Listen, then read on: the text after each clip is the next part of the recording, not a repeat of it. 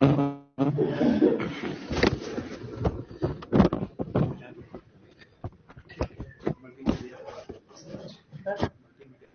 ठीक है, ठीक है। गुड हाँ जी, गुड आफ्टरनून। आफ्टरनून। नमस्ते नमस्ते सर। सर। Good afternoon. नमस्ते good sir. Afternoon. Very good afternoon sir. कैसे हैं आप सभी? गुड सब आफ्टरनून लोग सर। अच्छे हैं। आप सर? आप ठीक हैं सर? जरा कुछ पल के लिए वीडियो भी आप ऑन कर लीजिए, जिससे कि मैं भी आपके दर्शन कर सकूं। पूरे टाइम सर, पूरे टाइम नहीं नहीं नहीं नहीं, मैं पूरे टाइम नहीं रहूंगा ना, मैं बस आपके साथ 2-3 ठीक मिनट ठीक रहूंगा। ठीक ठीक ठीक सर, ठीक है।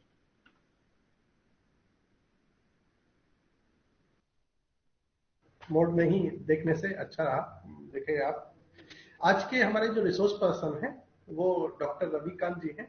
डॉक्टर रविकांत जी अभी वर्तमान में central university of south Bihar के स्कूल ऑफ एजुकेशन में एज एन एसोसिएट प्रोफेसर काम कर रहे हैं।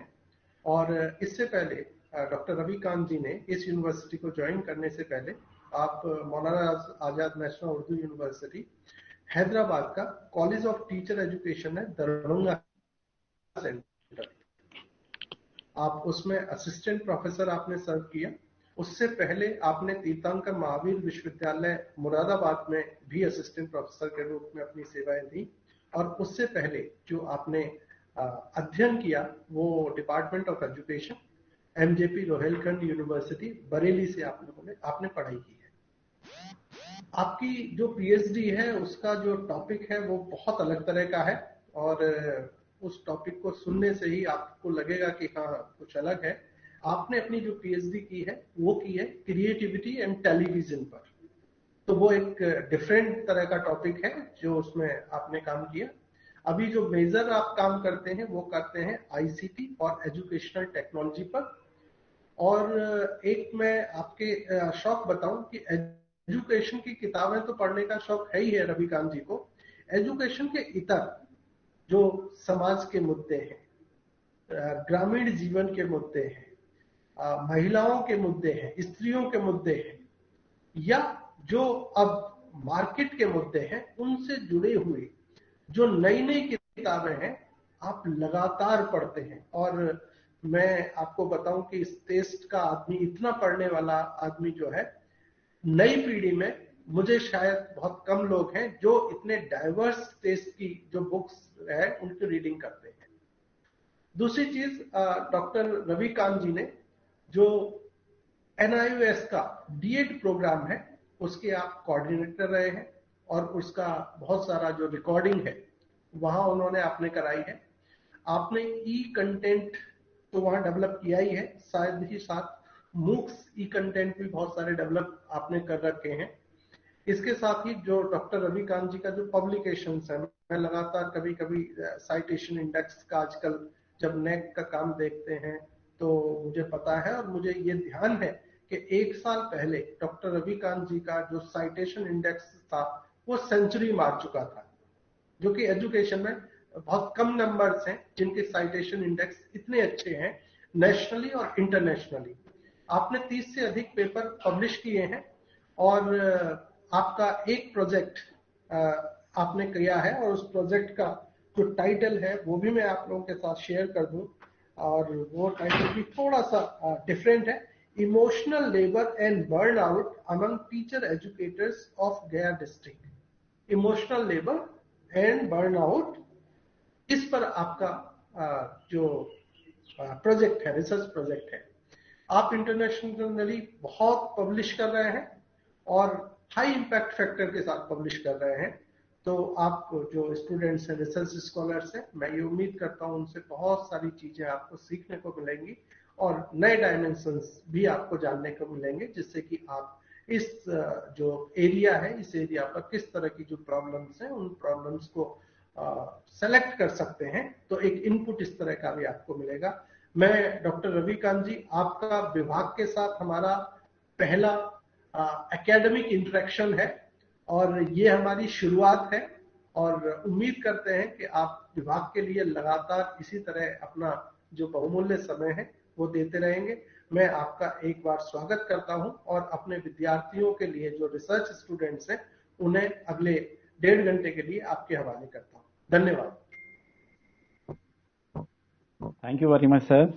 मेरी आवाज आ रही है आपको? हाँ, बिल्कुल। ठीक है सर, बहुत बहुत धन्यवाद सर आपको। आपने बहुत बड़ी जिम्मेदारी दे दी, इतनी सारी बातें करके। इतना इतना तो मैं काम कर ही नहीं पाता हूँ। और अब चूंकि जिम्मेदारी हो जाती है तो बहुत। और ये बात ठीक है कि ये पहली एक फॉर्मल मीटिंग है आपके साथ, डिपार्टमेंट के साथ आपके, और जो हमारे रिसर्च स्कॉलर हैं उनके साथ। और अभी सभी लोग जान रहे होंगे, जैसे सर ने कहा कि मेरा इंटरेस्ट है आईसीटी में। मैं यहाँ आप लोगों से बताना चाहूँगा, सभी लोगों से। सबसे पहले तो मैं जितने भी डिपार्टमेंट के मेंबर्स हैं उन सबको नमस्कार करता हूँ। सारे रिसर्च स्कॉलर को भी नमस्कार करता हूँ मुझे नमस्ते प्लेटफॉर्म सर। देने के लिए। Thank you. नमस्ते मुझे सर। प्लेटफॉर्म देने के लिए कि आप लोगों नमस्ते ने सर मुझे जगह दी। Welcome sir. Thank you, thank you. तो बहुत ही देखिए, आप मुझे बहुत बड़ा विद्वान मत समझिए, बिल्कुल आपके जैसा ही हूँ। आप बस पीएचडी करने जा रहे हैं, मैं कर चुका हूँ। निश्चित रूप से आप लोग मुझसे बेहतर पीएचडी करेंगे, क्योंकि ये बात मैं इस वजह से बोल पा रहा हूँ कि मेरे समय में और आपके समय में बहुत फर्क हो गया है। मेरी पीएचडी 2011 में अवार्ड हुई थी मुझको। टॉपिक मेरा था a study of creativity in relation to TV programming habits and achievement. तब से लेके आज तक टीवी तो हमारी लाइफ से खत्म हो गया, आप लोग जान रहे हैं सब। अब मोबाइल की स्क्रीन हम लोगों के लिए टीवी का काम करती है। फॉर्मली टीवी से हम लोग दूर हो चुके हैं। तो मैं ये कह रहा था कि आप लोगों की निश्चित रूप से पीएचडी जो है मेरे से बेहतर होगी। बस थोड़ा सा मैं कोशिश करूंगा कि आपको अपने एक्सपीरियंस शेयर करूं। और मैं चाहूंगा कि जो आयोजक सदस्य हैं इस प्रोग्राम के, वो मुझे बाद में जैसे ही मेरा लेक्चर खत्म हो जाए, कम से कम स्टूडेंट्स को 20-25 मिनट का मौका जरूर दें कि वो अपनी बात मुझसे कह सकें, पूछ सकें। मैं भरसक प्रयास करूंगा कि उनकी बात का जवाब दे पाऊं अपने सीमित ज्ञान के आधार पर।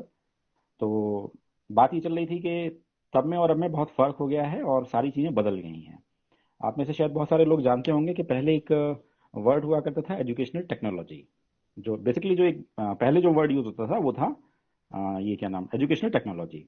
और उसके बाद जो है फिर वो जो एजुकेशनल टेक्नोलॉजी होते होते होते होते आज की डेट में चेंज हो गया। अभी एजुकेशनल टेक्नोलॉजी नहीं है। एजुकेशनल टेक्नोलॉजी को हम एक तरीके से आप बोलिएगा सुपरसीड कर दिया है आईसीटी इन एजुकेशन ने।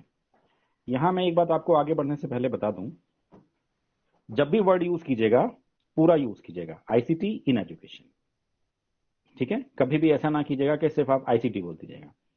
आईसीटी एक बिल्कुल अलग डिसिप्लिन है और पूरी एस्टेब्लिश डिसिप्लिन है। आपने बीसीए और एमसीए का नाम सुना होगा, प्रोफेशनल कोर्स हैं, हाईली प्रोफेशनल कोर्सेज हैं। तो आईसीटी तो वो भी काम करते हैं। आईसीटी पे कौन काम नहीं करता, सीधा सवाल यह है। लेकिन आईसीटी इतनी वाइड है कि हमको, हमारे जो टीचर्स हैं, हमारे जो प्रोस्पेक्टिव टीचर्स हैं, उनको कितने काम का पोर्शन पढ़ना चाहिए।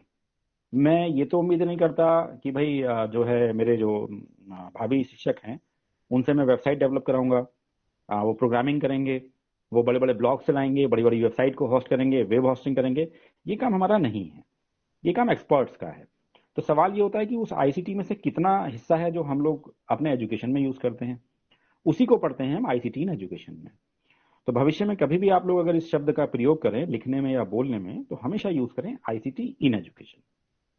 क्योंकि एजुकेशन में जितना कंटेंट हम लोग पढ़ते हैं उससे इतर भी, उससे अलग भी बहुत सारा कंटेंट हमारे पास अवेलेबल है। हम लोग सिर्फ उतना पढ़ेंगे जितना हमारे टीचर्स के लिए जरूरी होता है। पिछले करीब मान के चलिए 2020 पूरा निकल गया, 2021 भी पूरा निकल गया। पिछले 2 सालों में पूरी दुनिया बदल गई। दुनिया में जो मनुष्य है उसके जीवन का हर एस्पेक्ट बदल गया है। हमारी एजुकेशन भी बदल गई और बाकी सारी चीजें बदल गई। ठीक है, 2 साल से हम इसी मोड में जुड़े हुए हैं, ये गूगल मीट, जूम के थ्रू। तो एक जो पॉजिटिव चीज मैं इसमें देखता हूं हमेशा से, कि चलिए ठीक है, मान लिया मजबूरी ही सही कि मतलब जबरदस्ती ही सही, गवर्नमेंट की सही, या हमारे हालात ऐसे सही कि हम लोग आईसीटी को यूज करने लगे। लेकिन एक अच्छी बात यह है कि कम से कम यूज करने लगे। इस बहाने कम से कम ज्यादातर टीचर्स जो हैं वो अपने ये जूम प्लेटफॉर्म, गूगल मीट और कम से कम स्मार्टफोन को यूज करना तो सीख ही गए। कैसे क्लासेस अरेंज करते हैं, ठीक है, जबरदस्ती सही, मान लिया इस बात को। और बहुत ड्रास्टिक चेंज आया है एकदम से, इंटरनेट यूजर्स बढ़ गए हैं ढेर सारे। तो अच्छी बात है, सरकार भी जो है डिजिटल क्रांति की तरफ बढ़ने की बात करती है और उस तरफ हम लोग बढ़ भी रहे हैं। डिजिटल गैप जरूर है वहां पर, वो मैं इस बात को स्वीकार करता हूं कि डिजिटल गैप है, लेकिन कोई बात नहीं, जब है तो उसको भी रिमूव करेंगे आने वाले टाइम में। तो बात यह है कि तब से लेकर आज तक चीजें बदली। तो एजुकेशनल टेक्नोलॉजी, एक्चुअल में बात ये थी कि एजुकेशनल टेक्नोलॉजी का ही एक एक्सटेंशन था आईसीटी। लेकिन आईसीटी इतना तेजी से डेवलप हुआ, इतना ड्रास्टिकली चेंज हुआ कि इसने अपनी जो मदर है एजुकेशन टेक्नोलॉजी उसको पीछे छोड़ दिया और अब सारा फोकस आ गया आईसीटी एजुकेशन पर। इसलिए आप देखेंगे कि चाहे बीएड हो या एमएड हो, एजुकेशन टेक्नोलॉजी का नाम ही खत्म हो गया। अब तो सीधे लिखा जाता है आईसीटी एजुकेशन। ठीक है, तो आईसीटी एजुकेशन हम लोग उसको लेकर चल रहे हैं, और उसी में एक जो टॉपिक है जिस पे आज मैं आप लोगों से बात करने के लिए यहाँ आया हूँ वो है मल्टीमीडिया। मल्टीमीडिया क्या है? अब मल्टीमीडिया भी आप में से बहुत सारे लोग ऐसे हैं जो बहुत अच्छे से परिचित हैं, रोज यूज करते हैं, और खास तौर से पिछले 2 सालों में जो चेंज हुआ है उसमें अब शायद ही कोई आदमी ऐसा बचा होगा जो मल्टीमीडिया के बारे में, ये ठीक है वे मान लेते हैं कि उनके पास एक थ्योरेटिकल नॉलेज नहीं है, वो नाम नहीं जानते होंगे, लेकिन वो ये जानते हैं कि सेल्फी क्या होती है, वो ये जानते हैं कि म्यूजिक फाइल क्या होती है, वो जानते हैं वीडियो फाइल क्या होती है, वो ये भी जानते हैं कि यूट्यूब पे हम लोग कैसे देखेंगे। इवन आपको अपने आसपास ऐसे भी लोग मिल जाएंगे, महसूस कीजिए इस फर्क को जो मैं आपसे शेयर करना चाहता हूँ, कि इस आईसीटी ने पढ़े लिखे होने की डेफिनेशन को भी कुछ ना कुछ चेंज करने की कोशिश की है। और ये मैं क्यों बोल पा रहा हूं? ये मैं इसलिए बोल पा रहा हूं कि शायद आप अपने आसपास ऐसे लोगों को जरूर देख पाते होंगे कि जो बिल्कुल इलिटरेट हैं या बहुत ही कम पढ़े लिखे हैं, लेकिन बखूबी वो अपने स्मार्टफोन का यूज कर लेते हैं। वो टिकटॉक भी बना लेते हैं। ठीक है, उनको पता है कि यूट्यूब पे जो है कहां पर हमको वीडियो मिलेगी, कौन से सॉन्ग सुनने हैं, हमको किस जगह पर सुनने हैं। और जब से वॉइस कमांड आई है हमारे मोबाइल्स में, तब तो लिखने की बाध्यता भी खत्म हो गई। अब तो आपके घर में जो 3-3.5 साल का बच्चा है जो थोड़ा सा बोल भी लेता होगा, वो जानता है कि वो जो नीचे एक सिंबल आता है उसमें उंगली रखो, बोल दो, गूगल अपने आप ढूंढ देगा आपको सब कुछ। तो लिखने की बाध्यता भी क्या हो गई? खत्म हो गई। तो आप इस फर्क को महसूस कीजिए कि इस आईसीटी ने कितना बड़ा चेंज किया है। अब मोबाइल फोन को यूज करने के लिए पढ़ा लिखा होना बहुत ज्यादा जरूरी नहीं है, क्योंकि कमांड है हमारे पास, आर्टिफिशियल इंटेलिजेंस है, और डे बाई डे ये डेवलप हो रही है।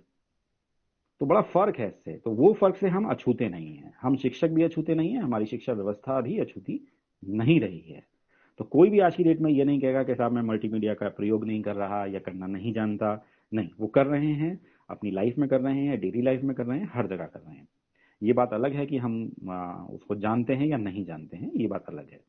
तो उसी का एक एस्पेक्ट है मल्टीमीडिया, कि हमें मल्टीमीडिया को पढ़ना है। आपके जो कोर्स वर्क है उसमें 2 टॉपिक दिए हुए हैं मल्टीमीडिया को लेके अलग अलग, मैंने दोनों को कंबाइन कर दिया है।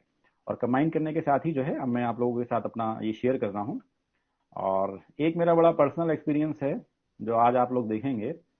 मैंने बनाई थी पावर पॉइंट स्लाइड इसकी, लेकिन ये टेक्नोलॉजी की कमी है कि ये जो है डिस्टर्ब हो गई। अब मैं दूसरी कोई चीज जो है आपसे शेयर करने की कोशिश कर रहा हूं। तो अब हम बात करेंगे सीधे अपने टॉपिक पर, जिसको हम लोग मल्टीमीडिया बोल रहे हैं। देखिए मेरी स्क्रीन आपको विजिबल हुई? जी सर। ठीक है। अनफॉर्चुनेटली करप्ट हो चुकी है वो पावर पॉइंट, इसलिए मैं आपको ये पीडीएफ से दिखा रहा हूँ। इसीलिए मैं आपको एक बात और बता दे रहा हूँ आगे बढ़ने से पहले। मैं आईसीटी को पढ़ता हूँ, पढ़ाता हूँ लंबे टाइम, जब से मैं हायर एजुकेशन में जुड़ा हूँ। आईसीटी मेरा फेवरेट टॉपिक रहा है शुरू से ही। लेकिन ये ध्यान रखिएगा कि मैं कभी इस पर विश्वास नहीं करता, एंड टाइम पर आकर धोखा देती है ये। ठीक है, तो ध्यान रखिएगा। एक पुरानी कहावत होती है, विद्या कंठ और लक्ष्मी गंठ, यही काम आती है बुरे वक्त में। ठीक है, तो हमेशा आप याद रखिएगा, आप टीचर होने जा रहे हैं, मेरी तरह कहीं ना कहीं खड़े होंगे, जाकर बात करेंगे। तो ध्यान रखिएगा कि जो आपके मस्तिष्क में है, जो विद्या कंठ जिसको बोलते हैं, कंठ का मतलब गला, सिंबॉलिक शब्द है, वही विद्या है। बाकी जो नोट्स में रखा हुआ है, आपने पावर पॉइंट में रखा है, वो सब कुछ नहीं है, वो एट ए टाइम जो है खत्म हो सकता है। पॉइंट की बात करते हैं अब। देखिए मल्टीमीडिया अप्रोच की बात कर रहे हैं, तो देखिए 2 शब्द मिलके बने हैं इसमें, मल्टी प्लस मीडिया। मल्टी का मतलब होता है 2 से ज्यादा। अगर 2 भी होंगे तब भी हम मल्टीमीडिया नहीं बोलेंगे, 2 से ज्यादा को हम मल्टीमीडिया बोलेंगे, ये ध्यान रखिएगा, मोर देन 2। मीडिया का मतलब है medium of instruction, strategies, technique, methods जो हम यूज करने जा रहे हैं। ठीक, ये ध्यान रखिएगा कि जब भी हम मल्टीमीडिया की बात करते हैं, whenever we talk about the multimedia, it is very much understood that we are talking about the digital content only. हम किसी दूसरी चीज के बारे में बात ही नहीं करेंगे, हम सिर्फ बात करेंगे उस कंटेंट के बारे में जो कि डिजिटली अवेलेबल है, कुछ भी हो उसको हम बोलेंगे। कुछ लोग कहते हैं कि क्लासरूम में लेक्चर मेथड यूज करेंगे और ये करेंगे वो करेंगे, वो भी मल्टीमीडिया हो गया। वो मल्टीमीडिया नहीं हुआ, ध्यान रखिएगा इस चीज को। मल्टीमीडिया का मतलब है कि जो भी इसमें अभी जब हम लोग आगे पढ़ेंगे, जो इसमें फाइल्स यूज होनी है वो सब डिजिटल फॉर्मेट में होंगी। ये तभी मल्टीमीडिया माना जाएगा, अदरवाइज नहीं, अदरवाइज नहीं मल्टीमीडिया नहीं माना जाएगा। तो ध्यान रखिएगा, मल्टी का मतलब है मोर देन टू, और मीडिया का मतलब है वो तरीका, वो टेक्निक जिसको हम यूज कर रहे हैं। तो ये सिंपल सा इसका मीनिंग है। अब देखिए, why we need multimedia in teaching, जरूरत क्यों है हमको, हम क्यों बोल रहे हैं कि मल्टीमीडिया अप्रोच हो, बार बार हम टीचर्स से बोलते हैं, स्टूडेंट से बोलते हैं, अपनी क्लास को अरेंज करते हैं, ऑर्गेनाइज करते हैं कि साहब मल्टीमीडिया होनी चाहिए, मल्टीमीडिया होनी चाहिए, हर स्कूल में मल्टीमीडिया हो, हर क्लास में मल्टीमीडिया हो, क्यों हो? क्या अब से कुछ साल पहले जब हमारी क्लासेस स्मार्ट क्लास नहीं थी, जब स्मार्टफोन लोगों के पास नहीं था, जब लोग भी स्मार्ट नहीं थे टेक्नोलॉजी को यूज करने में, क्या तब टीचिंग नहीं हुआ करती थी? तो मुझे लगता है आप में से कोई भी ये बात नहीं बोलेगा कि नहीं सर ऐसा ऐसा नहीं, टीचिंग नहीं हुआ करती थी। टीचिंग हुआ करती थी, हमेशा हुआ करती थी। हम कभी इस चीज को लेके डिस्क्रिमिनेशन नहीं कर सकते कि उस टाइम में टीचिंग नहीं थी, अभी टीचिंग हो रही है। अभी हम लर्नर सेंटर्ड हो गए तभी टीचिंग हो रही है, अभी हम स्मार्ट क्लास यूज कर रहे हैं तभी टीचिंग हो रही है, ऐसा बिल्कुल भी नहीं है। टीचिंग समय अनुसार बदली है, बहुत डायनामिक प्रोसेस है। हम लोग चले थे स्लेट से। अलबरूनी इंडी का बुक जब लिखता है तो उसमें जिक्र करता है, भारत में जब वो घूमता है यहाँ पर आकर कि क्लास में जो है ये कुछ मिट्टी की बनी हुई स्लेट जैसी यूज कर रहे हैं, उसके ऊपर लिखते हैं ये लोग। बहुत पुरानी बात को वो जिक्र करता है। और उस स्लेट से लेके आज तक हम, जिसको हम टैबलेट बोलते हैं, उस पर आ गए हैं। जो एचपी का एक टैबलेट है उसका नाम ही स्लेट है, स्लेट 1 स्लेट 2, वो उसी से मोटिवेटेड है। जो हम स्लेट कभी शायद आप लोगों ने देखी होगी, काली काला तख्ता लकड़ी का हुआ करता था, कभी कभी ग्रेफाइट का भी हुआ करता था, वो अलग अलग रूप थे उसके। उसी से प्रभावित होकर उसने अपने मॉडल का नाम ही स्लेट रखा हुआ है, आप लोग अमेजन पे ढूंढ सकते हैं उसको, एचपी का मॉडल है वो। तो तब से लेके बताइए, सोचिए उस स्लेट से लेके आज हम डिजिटल स्लेट पे आ गए। लेकिन इस डिजिटल स्लेट को भी डेवलप करने की जिम्मेदारी, या इसके लिए जो भी तत्व जिम्मेदार हैं, वो उसी पत्थर की या लकड़ी की स्लेट से आए हैं जो बहुत पहले हम लोग यूज करते थे। तो ध्यान रखिएगा, कभी भी इस चीज को हम क्लेम नहीं करेंगे, बस हम ये बोलेंगे कि अब चीजें एडवांस हो रही हैं, अब ज्यादा अच्छी होती जा रही हैं, और ज्यादा अच्छी होती जा रही हैं। तो अब चूंकि हम लोग लर्नर सेंटर्ड एजुकेशन में हैं, because we are 100% believing in the learner centred education, तब हमने बात की कि अब हमें मल्टीमीडिया चाहिए। अब सवाल ये है कि मल्टीमीडिया क्यों चाहिए? तब एक वर्ड हमारे दिमाग में आता है, that is the multi sensory instruction या मल्टी सेंसरी लर्निंग। अब ये मल्टी सेंसरी इंस्ट्रक्शन या मल्टी सेंसरी लर्निंग क्या है? ये भी नया वर्ड आ गया। तो आप सभी जानते हैं कि प्रकृति ने हमको 5 सेंस ऑर्गन्स दिए हैं, आप देख सकते हैं स्क्रीन पर, सभी जानते हैं, जिसमें आंख है, आपकी आईज, आपका ईयर, आपकी नोज, आपकी टन और हमारी पूरी स्किन। ये 5 सेंस ऑर्गन्स हैं जो हमको नेचर ने दिए हैं। और इनके बारे में कहा जाता है the sense organs are the gateway of knowledge. ये मनुष्य के संदर्भ में कहा गया है specially, the sense organs are the gateway of knowledge. ये जो सेंस ऑर्गन्स हैं ये गेटवे हैं। गेटवे का मतलब कि अंदर जाने से, अंदर में जब किसी चीज का प्रवेश करते हैं, प्रवेश द्वार है, ज्ञान का प्रवेश द्वार है ये हमारे सेंस। इतनी बड़ी बात बोली गई है। इसका मतलब ये है कि सीधी सीधी सी बात है कि हम जो कुछ भी समझते हैं, सीखते हैं, जो भी कुछ एसिमिलेट करते हैं, वो इन सेंस ऑर्गन्स के थ्रू करते हैं। हम कान से सुनते हैं, आंख से देखते हैं, नाक से सूंघते हैं, स्किन से फील करते हैं हम लोग। तो ये सब चीजें हमको सिखाती हैं ये। और अगर बाय द वे ये नहीं है हमारे पास किसी वजह से, बाई एक्सीडेंट, बाई बर्थ, या किसी मतलब बीमारी की वजह से, अगर किसी एक सेंस ऑर्गन में कुछ खराबी आ जाती है या कुछ कमी आ जाती है, तो आप जानते हैं कि पूरा टीचिंग लर्निंग प्रोसेस भी क्या हो जाता है, प्रभावित हो जाता है। तो ये मल्टी सेंसरी इंस्ट्रक्शन था, जिसमें ये कहा गया कि ज्यादा से ज्यादा सेंस, ये teacher should use more and more sense organs of the student in the class during teaching.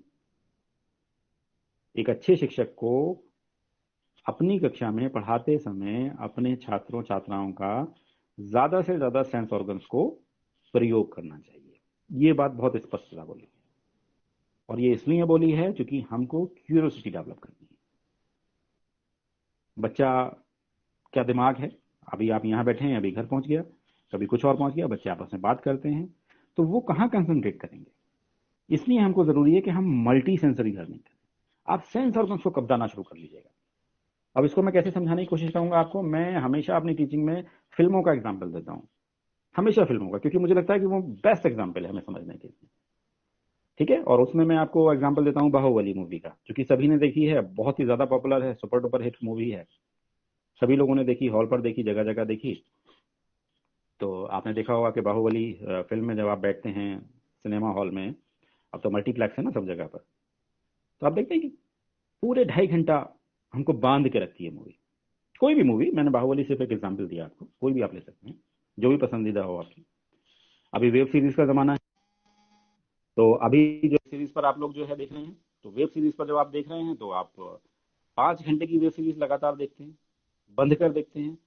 ऐसा क्यों होता है? आपने बाहुबली 2.5 घंटा देखी, हम कभी क्लास में अपने स्टूडेंट हमारे मोबाइल को ऑफ नहीं करते, फिल्म में ऑफ कर दिया, वहां ना प्यास लगती है ना टॉयलेट लगती है, ठीक है, 2.5 घंटा मूवी देखते हैं पूरी बैठकर, 3 घंटा मूवी देखते हैं या पूरी वेब सीरीज देखते हैं। क्यों देखते हैं? 1 घंटे की क्लास में बोर हो जाते हैं हम लोग, 45 मिनट की क्लास में नहीं बैठ पाते हम लोग। कारण क्या है इसका? कारण सिंपल सा है, क्योंकि वो जो यूज कर रहा है ना डायरेक्टर जो है वहां का, जिसने मूवी बनाई है, वो जानता है art, how to capture the sense organs of the audience. वो जानता है कि ये जो आपको पता है ना, जैसे बाहुबली मूवी में पहले डिस्क्लेमर आता है, किसी भी मूवी में एक डिस्क्लेमर आता है कि all the characters and story is fictitious. इस कहानी के सारे पात्र जो हैं और कथानक जो है वो काल्पनिक है, ठीक है, और किसी से अगर उसका रिजेम्बलेंस भी है तो वो प्योरली कोइंसिडेंटल होगा, संयोगवश। हम जानते हैं कि वो कैरेक्टर नहीं है, हम जानते हैं कि कहानी बनावटी है, लेकिन 2.5 घंटा तक उस कहानी के अलावा दिमाग में कुछ नहीं घूमता हमारे। क्यों नहीं घूमता?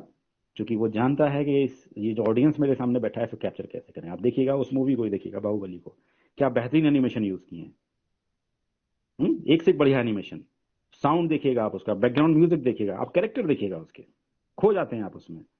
आप अपने आप को मानने लगते हैं Kattappa.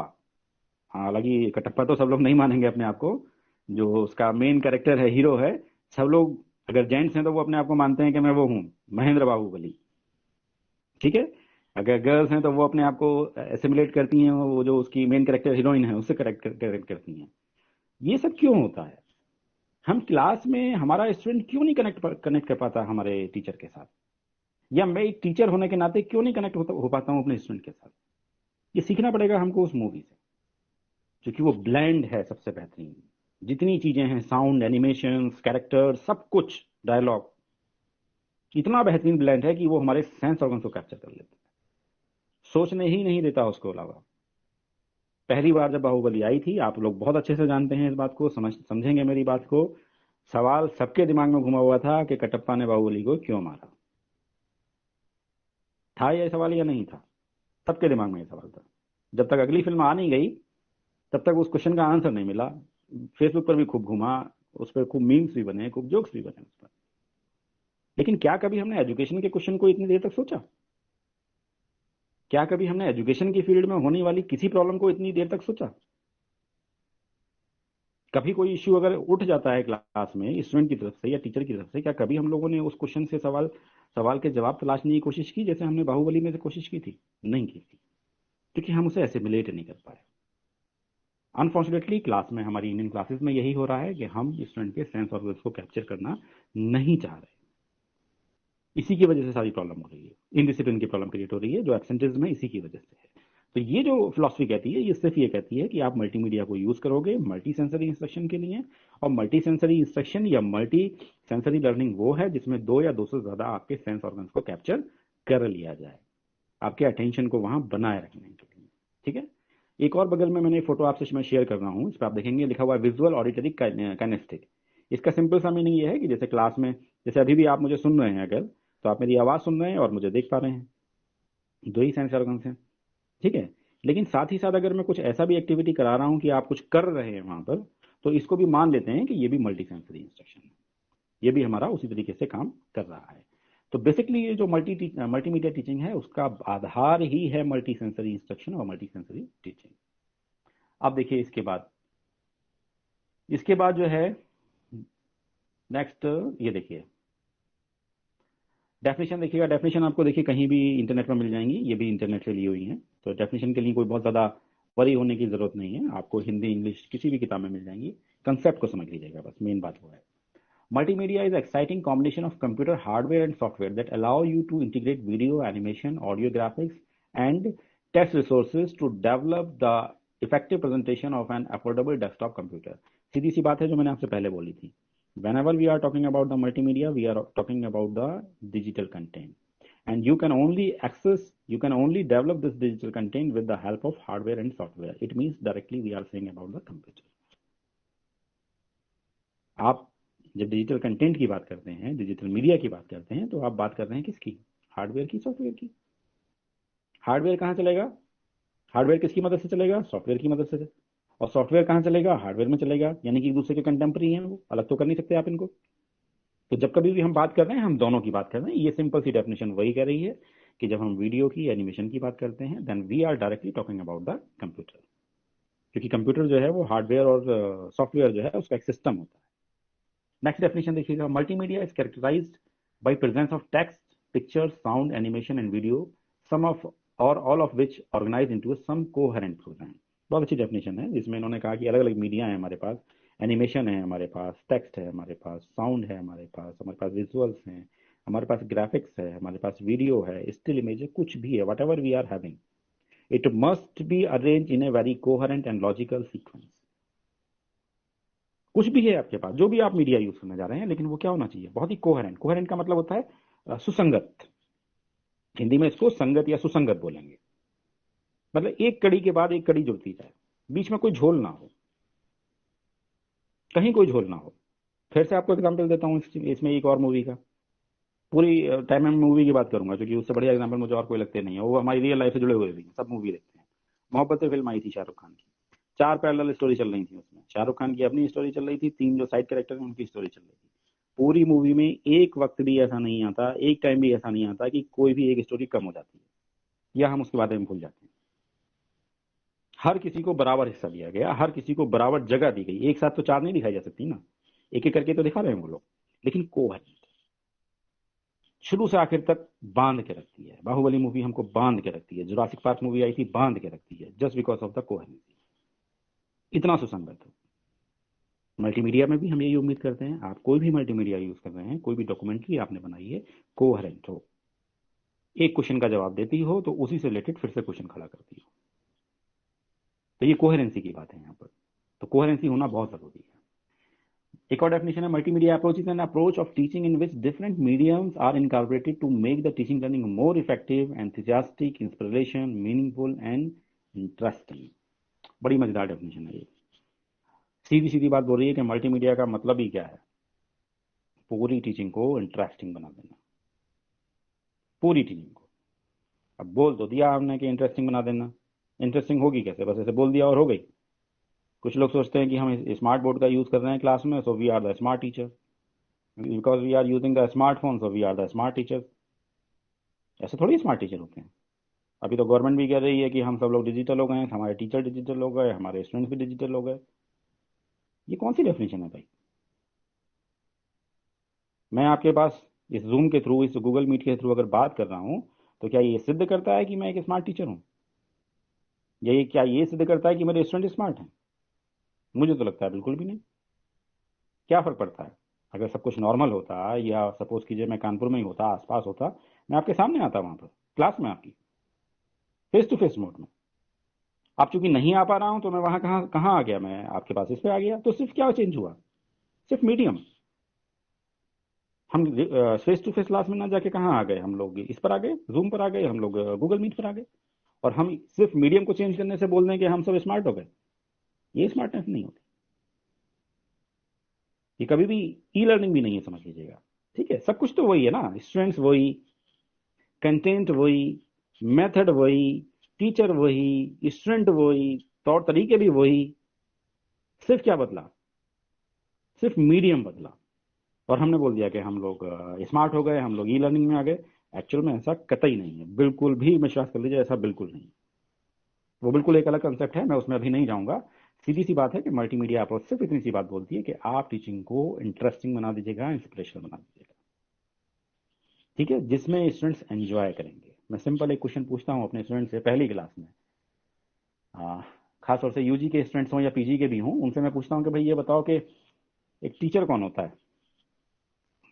What do you understand by a teacher? तो सब बच्चे बोलते हैं सर टीचर होता है टीचिंग कराता है, टीचर होता है पढ़ाता है, टीचर होता है ये करता है टीचर। मैं कहता हूँ ये क्या डेफिनेशन भाई? बस इतनी सी डेफिनेशन। टीचर, अगर तुम ऐसा बोलते हो कि टीचर पढ़ाता है तो फिर ये तो सब एक जैसा हो गया।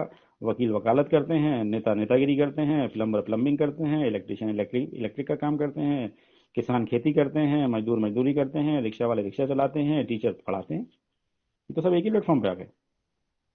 तो क्या एहसान कर देते हैं इसमें? कुछ नहीं। तो फिर डिफरेंट क्या है? क्यों बात करते हैं हम आइडियल टीचर की? एक सिंपल सी बात है, a teacher is a person who enjoy teaching. याद रखिए, सिंपल।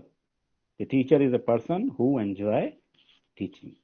शब्द बहुत छोटा सा है, एंजॉय, मीनिंग बहुत बड़े हैं इसके, काम बहुत बड़े हैं इसके, बोल देने से नहीं होता। आपको फर्क समझना होगा इंटरटेनमेंट में और एंजॉयमेंट में, दोनों में फर्क होता है। कौन सी चीज इंटरटेनमेंट होती है और कौन सी चीज एंजॉयमेंट होती है, दोनों में फर्क होगा। ये मैं आज बात नहीं करूंगा, फिर कभी बात करूंगा आपसे। सीधी सी बात है, a teacher is a person who enjoy teaching, and if a teacher is enjoy the teaching he will definitely make their student to enjoy. अगर एक टीचर एंजॉय करना जानता है टीचिंग को, तो मैं विश्वास करूंगा उस टीचर पर कि वो किसी ना किसी दिन अपनी क्लास को ऐसा बना लेगा कि उसके साथ उसके स्टूडेंट भी एंजॉय करें। और इस एंजॉयमेंट में ये मल्टीमीडिया अप्रोच हमारी मदद करता है, हर तरह से मदद करेगा हमारी। तो ये ध्यान रखिएगा, ये एक सपोर्ट है हमारे लिए। और छोटी छोटी डेफिनेशन है, देखिएगा, multimedia term use for a judicious mix of various mass media such as print, audio, video. ये सिंपल सी डेफिनेशन है। हम मीडिया की बात करते हैं तो बेसिकली आज हमारे पास दो क्राइटेरिया हैं, जिसको हम लोग बोलते हैं प्रिंट मीडिया और डिजिटल मीडिया। आप लोग जानते हैं कि प्रिंट मीडिया में न्यूज़पेपर, मैगजीन्स और इस तरीके की बुक्स, पम्फलेट्स जो प्रिंट होते हैं पेपर फॉर्म में, इनको हम प्रिंट मीडिया बोलते हैं। डिजिटल मीडिया आज आप लोग देख ही रहे हैं, जो भी कुछ आपको ऑनलाइन मिल रहा है, चाहे सोशल नेटवर्किंग से मिल रहा है, किसी से मिल रहा है, वो सब आता है हमारा डिजिटल मीडिया में। तो दो प्लेटफॉर्म है हमारे पास। ये जो बात कर रहे हैं, ये बात कर रहे हैं किसकी? Judicious mix of various type of print, audio and video. अब आप ये कहेंगे सर अभी तो आपने कहा था कि सब कुछ डिजिटल की बात कर रहे हैं। यहाँ प्रिंट से हमारा मतलब ये है कि what ever is available in the print form that will be available in the text form on the online. जो कुछ भी मेरी बुक में लिखा हुआ है, मेरे नोट्स में लिखा हुआ है, वो सब टेक्स्ट फॉर्म में कहाँ अवेलेबल होगा? वर्ड की फाइल पर। मैं आपको शो कर रहा हूँ, ये क्या है? पीडीएफ की फाइल है। तो उसका डिजिटल वर्जन है ये नोट्स का, या नोट्स का कह लीजिए, डेफिनेशन का कुछ भी कह लीजिए इसको। तो पॉइंट ये कि जुडिशियस मिक्स होना चाहिए। वर्ड है जुडिशियस। जुडिशियस का मतलब है, यहाँ पर फिर से मैं बोलूंगा, न्यायपूर्वक। जुडिशियस ही बना है जुडिशियस। न्यायपूर्वक का मतलब सिंपल सा होता है कि आप उसको जस्टिफाई तरीके से करेंगे, उसको जस्टिफाई तरीके से कि जिसकी जरूरत जहां पर है, जिस मीडिया की जितनी जरूरत वहां पर है, उतना ही उसको यूज किया जाए, उससे ज्यादा नहीं। इसको बोलते हैं जुडिशियस मिक्स। टीचर को कितना बोलना है क्लास में, अगर स्मार्ट बोर्ड का यूज करना है तो कितना यूज करना है, अगर वो एनिमेशन यूज कर रहा है, कोई डॉक्यूमेंट्री, कोई वीडियो यूज कर रहा है, तो कितना यूज करेगा। It will depend on the circumstances of the class. Depend करेगा, टीचर डिसाइड करेगा। अगर जरूरत पड़ रही है कि उसको 2/3 पोर्शन में सिर्फ मूवी दिखानी है तो मूवी दिखाएगा वो। उसको लगता है कि मूवी सिर्फ मुझको 1 मिनट दिखानी है, उसके बाद बंद कर देना है, तो वो वैसा करेगा। फिर बोलना है तो ऐसा करना पड़ेगा, साउंड है तो ऐसा करना पड़ेगा, इतने टाइम दिखाना पड़ेगा। जुडिशियस मिक्स है। और इसको और आसानी से समझिएगा कि जैसे हम लोग घर में खिचड़ी बनाते हैं, खाना बनाते हैं, चाय बनाते हैं, जो कुछ भी हम लोग अपने घर में खाद्य सामग्री बनाकर खाते हैं, they all are the best example of judicious mix of different ingredients. चाय बनाते हैं ना आप लोग घर में, तो वो क्या है? जुडिशियस मिक्स है।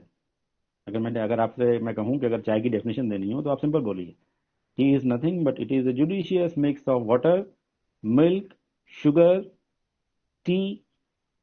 ठीक है, ये बेसिक इंग्रेडिएंट्स हैं। इसके अलावा तो आप बहुत सारी चीजें डाल सकते हैं उसमें। तो हमने जुडिशियस मिक्स बोला है। इसमें पानी कितना होगा, दूध कितना होगा, चीनी कितनी डाली जाएगी, चाय पत्ती कितनी डाली जाएगी, जुडिशियस मिक्स है।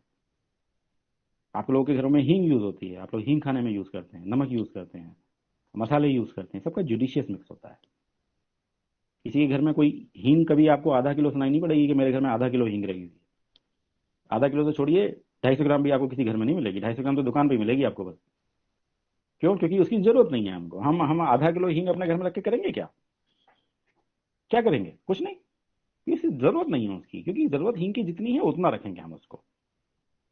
आलू होता है, प्याज होती है हमारे घरों में किलो के हिसाब से, गेहूं होता है किलो के हिसाब से, आटा किलो के हिसाब से, चावल किलो के हिसाब से, क्योंकि उनकी इतनी जरूरत है। तो the simple thing is multimedia term is a judicious mix of different type of media. जो भी अलग अलग मीडिया होगा उसको बहुत ही जुडिशियसली यूज करेंगे हम लोग, कहाँ पर कैसे यूज करना है। फिर से मूवी एग्जाम्पल दूंगा। आप लोग बैकग्राउंड म्यूजिक देखते हैं मूवी में, कहीं पर साउंड तेज होती है, कहीं पर स्लो होती है, कहीं पर फुसफुसाहट की आवाज़ आएगी, कहीं बहुत तेज आवाज़ आएगी, तो ये सब जुडिशियस है, अकॉर्डिंगली है। एक और डेफिनेशन देखिए, multimedia is integration of many media into whole for approaching information content in educational program. Integration है डिफरेंट मीडिया का, पर्पस क्या है, इंफॉर्मेशन को गैदर करना। क्यों मल्टीमीडिया का यूज कर रहे हैं हम लोग, क्या जरूरत पड़ी है? अभी तक सिंपल बुक्स थी हमारे पास, बहुत सिंपल से नोट्स थे, अब हम उन सबको खत्म करके हमने क्या कर दिया। आप लोग जरूर परिचित होंगे खान सर, यूट्यूब पर जो यूट्यूबर हैं खान खान सर के नाम से चलती है ना क्लास उनकी, यहीं पटना के ही हैं, यहीं पर बनाते हैं वीडियो। तो खान सर को आप देखिए उनकी क्लास को, they are Khan sir is using the best judicious mix of the multimedia. क्यों उनके लेक्चर इतने अट्रैक्ट करते हैं, करोड़ों में हैं उनके फॉलोअर। अभी थोड़ा सा प्रॉब्लम हो गई है उनको, जरा यहाँ झगड़ा जो हुआ है, ठीक है, करीब 1.5 करोड़ फॉलोअर हैं उनके, और वीडियो बनाते हैं और डालते हैं। तो क्या रीजन है ऐसा कि वही कंटेंट खान सर के अलावा कोई और डिग्री कॉलेज का यूनिवर्सिटी का प्रोफेसर पढ़ाता है, समझ में नहीं आता, खान सर का समझ में आता है हमको। इजराइल और फिलिस्तीन की जो प्रॉब्लम है, मैं आपको अपना एक्सपीरियंस बता रहा हूँ। इजराइल और फिलिस्तीन का जो झगड़ा है आपस में, वो मुझे कभी समझ में नहीं आया, लेकिन खान सर की क्लास में समझ में आ गया क्यों हो रहा है ऐसा। Reason, because Khan sir is using the multimedia approach. देखते हैं ना, बड़ा सा स्मार्ट बोर्ड होता है उनका, पीपीटी भी होती है उसमें, पेन का यूज करते हैं स्मार्ट बोर्ड का, कहाँ पर उन्हें सर्कल करना होता है, कहाँ क्लिक करते हैं नेक्स्ट स्लाइड आ जाती है, कहाँ साउंड है ना जुडिशियस में। यही इफेक्टिव बना रहा है हमको, अदरवाइज वो जो बता रहे हैं वो तो सबके काम में है, कहाँ नहीं है वो अवेलेबल। देखिए उनका तरीका अलग है, ये है जादू मल्टीमीडिया का। जो 1.5 करोड़ फॉलोवर है उनके, जो दूसरे नहीं कर पाए वो खान सर कर रहे हैं, ठीक है। तो ये मैं आपको एग्जाम्पल दिया मैंने कि ये सबसे बेस्ट तरीका होता है। पर्पस क्या है कि आपके दिमाग में बैठ जाए वो बात, और बैठ जाती है, आसानी से बैठ जाती है। खान सर बहुत अच्छे से पढ़ाते हैं, बड़े सिस्टमैटिक तरीके से पढ़ाते हैं वो। नेक्स्ट देखिएगा, एक और डेफिनेशन है, multimedia in classroom is much more than just combination of different media for informing और learning. Multimedia offers new image of learning and creative way for gaining knowledge and exercising. वही तरीका, सब definition वही है, सब बस घुमा फिरा के दूसरी दूसरी बात बोल रही हैं। पर्पस सिर्फ इतना है कि टीचिंग को इंटरेस्टिंग बनाएं, ज़्यादा से ज़्यादा इंटरेस्टिंग बनाएं। पर्पस ये है, इंटरेस्टिंग इसलिए बनाएं कि स्टूडेंट लर्न कर सकें, स्टूडेंट उसको एसिमिलेट कर सकें और डिफरेंट कंडीशन में उसको यूज कर सकें। बस पर्पस हमारा सिर्फ इतना सा है, ठीक है। इसके बाद देखिए नेक्स्ट है इसमें,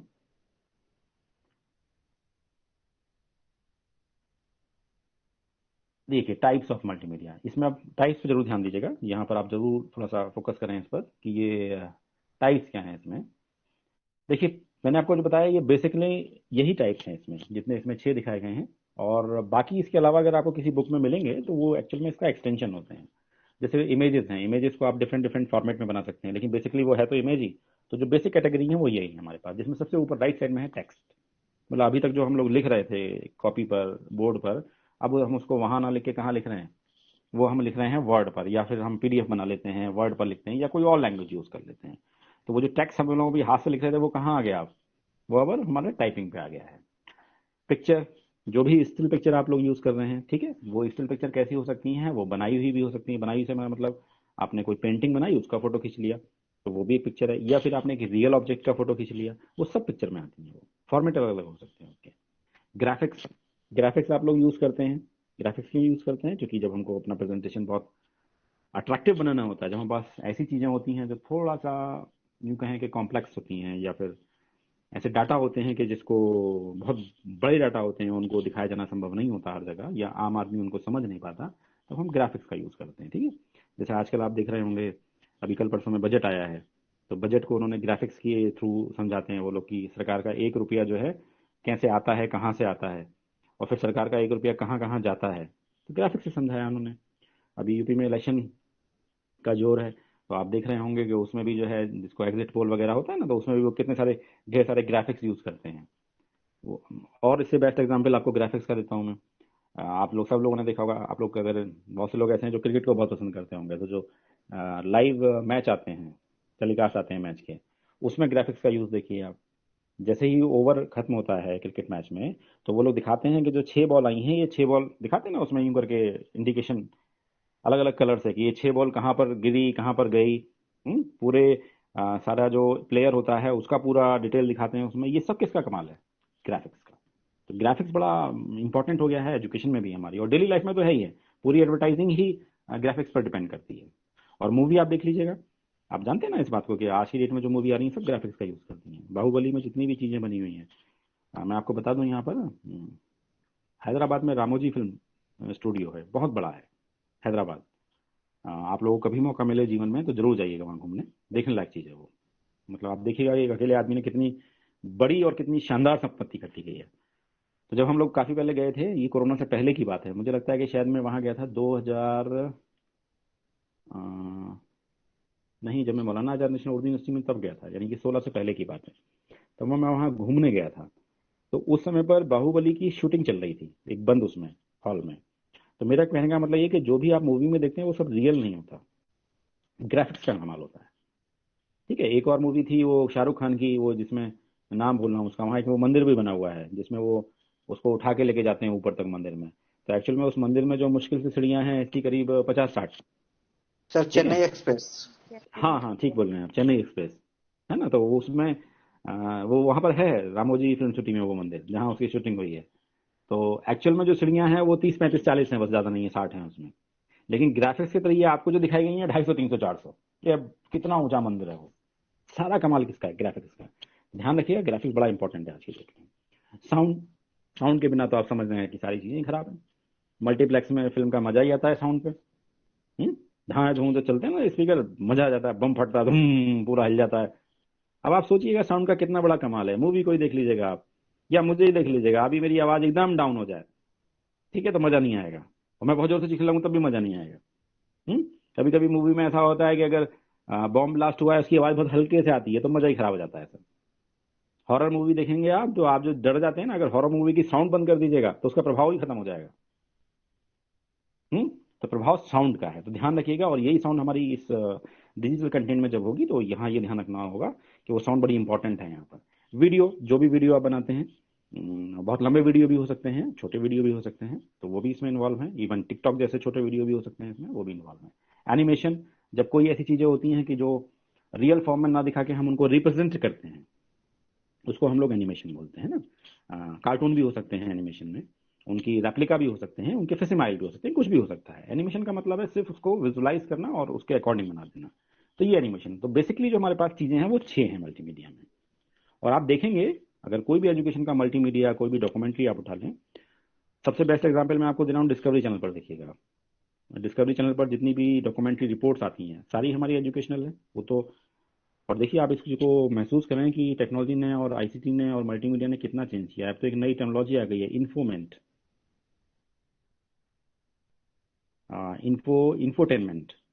बोलते हैं उसको। पहले क्या वर्ड था, इंटरटेनमेंट, ठीक है, एक वर्ड था information.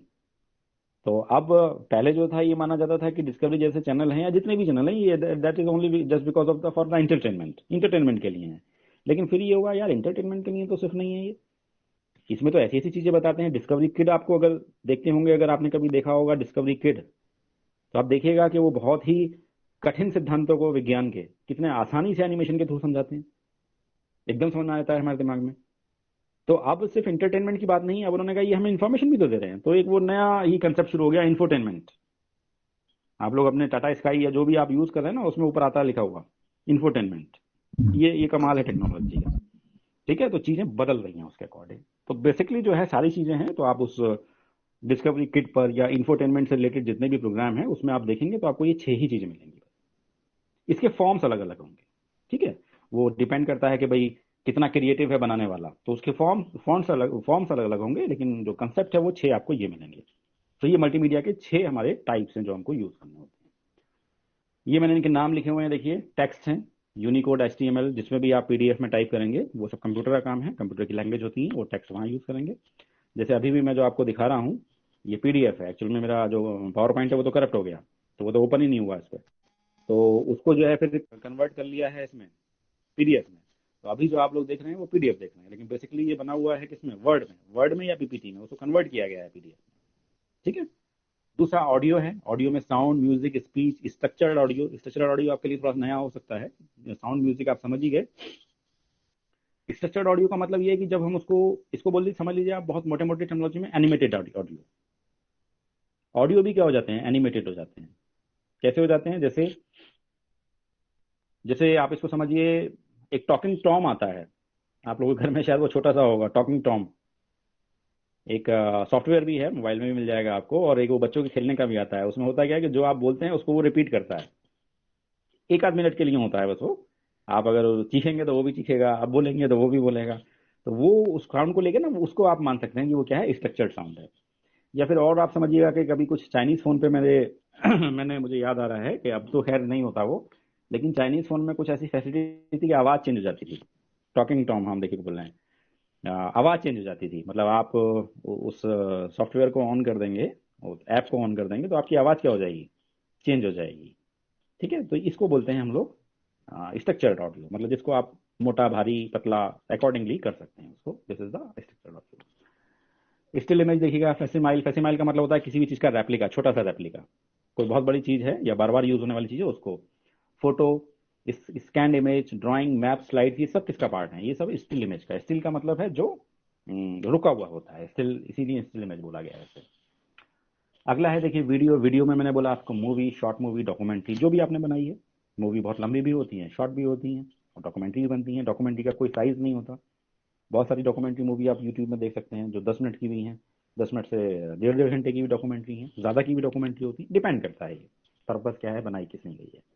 Graphics, computer generated image, जैसे अभी मैंने आपसे बात की कि आज की डेट में कमाल ही इसी चीज़ का है कि हर चीज़ को हम क्या कर देते हैं, वो देखते हैं ना आप लोग, वो कार्टून जो आता है, क्या बोलते हैं देखिए उसको, हम्म, वो आज तक पे आता है, वो अलग अलग नेताओं के कार्टून बना के दिखाते हैं, छोटे छोटे वीडियो होते हैं वो So बड़े। sorry. So sorry, exactly, so sorry, so sorry, हाँ सो सॉरी। देखिए एनिमेटेड है, ठीक है, एनिमेटेड है, लेकिन आप पहचान जाते हैं कि ये किसको रिप्रेजेंट कर रहे हैं, कौन से नेता का बात हो रही है। ऐसे ही उन्होंने बनाया हुआ है। तो ये ग्राफिक्स जो है ना, ये उसका कमाल है। तो वहां हम लोग यूज करते हैं इसको। एनिमेशन, वही GIF फाइलें जब हम बना लेते हैं, मूविंग बना लेते हैं, जैसे कुछ आपके पास ये जिसको स्माइलीज बोलते हैं, कुछ मूविंग स्माइलीज हैं जो आजकल GIF फॉर्मेट में आती हैं। थोड़ा सा मूवमेंट होता है, GIF का मतलब होता है थोड़ा मूवमेंट, और वही मूवमेंट बार बार बार बार बार बार बार बार होता रहेगा। ठीक है, तो वो GIF होती है, बहुत छोटी होती है। तो बेसिकली ये हमारे पास है। अब देखिए मेन बात ये है कि multimedia approach need and importance, हमें जरूरत क्या है, बात हो चुकी है, लेकिन सिर्फ रिपीट करूंगा जल्दी जल्दी से इसको, जिससे कि इंटरेक्शन के लिए टाइम ज्यादा मिल जाए हम लोगों को। To make teaching learning more learner centred, क्योंकि लर्नर सेंटर्ड एजुकेशन में हम लोग विश्वास करते हैं आज की डेट में। Everything should revolve around the learner according to the learner's need. Teacher centred नहीं है।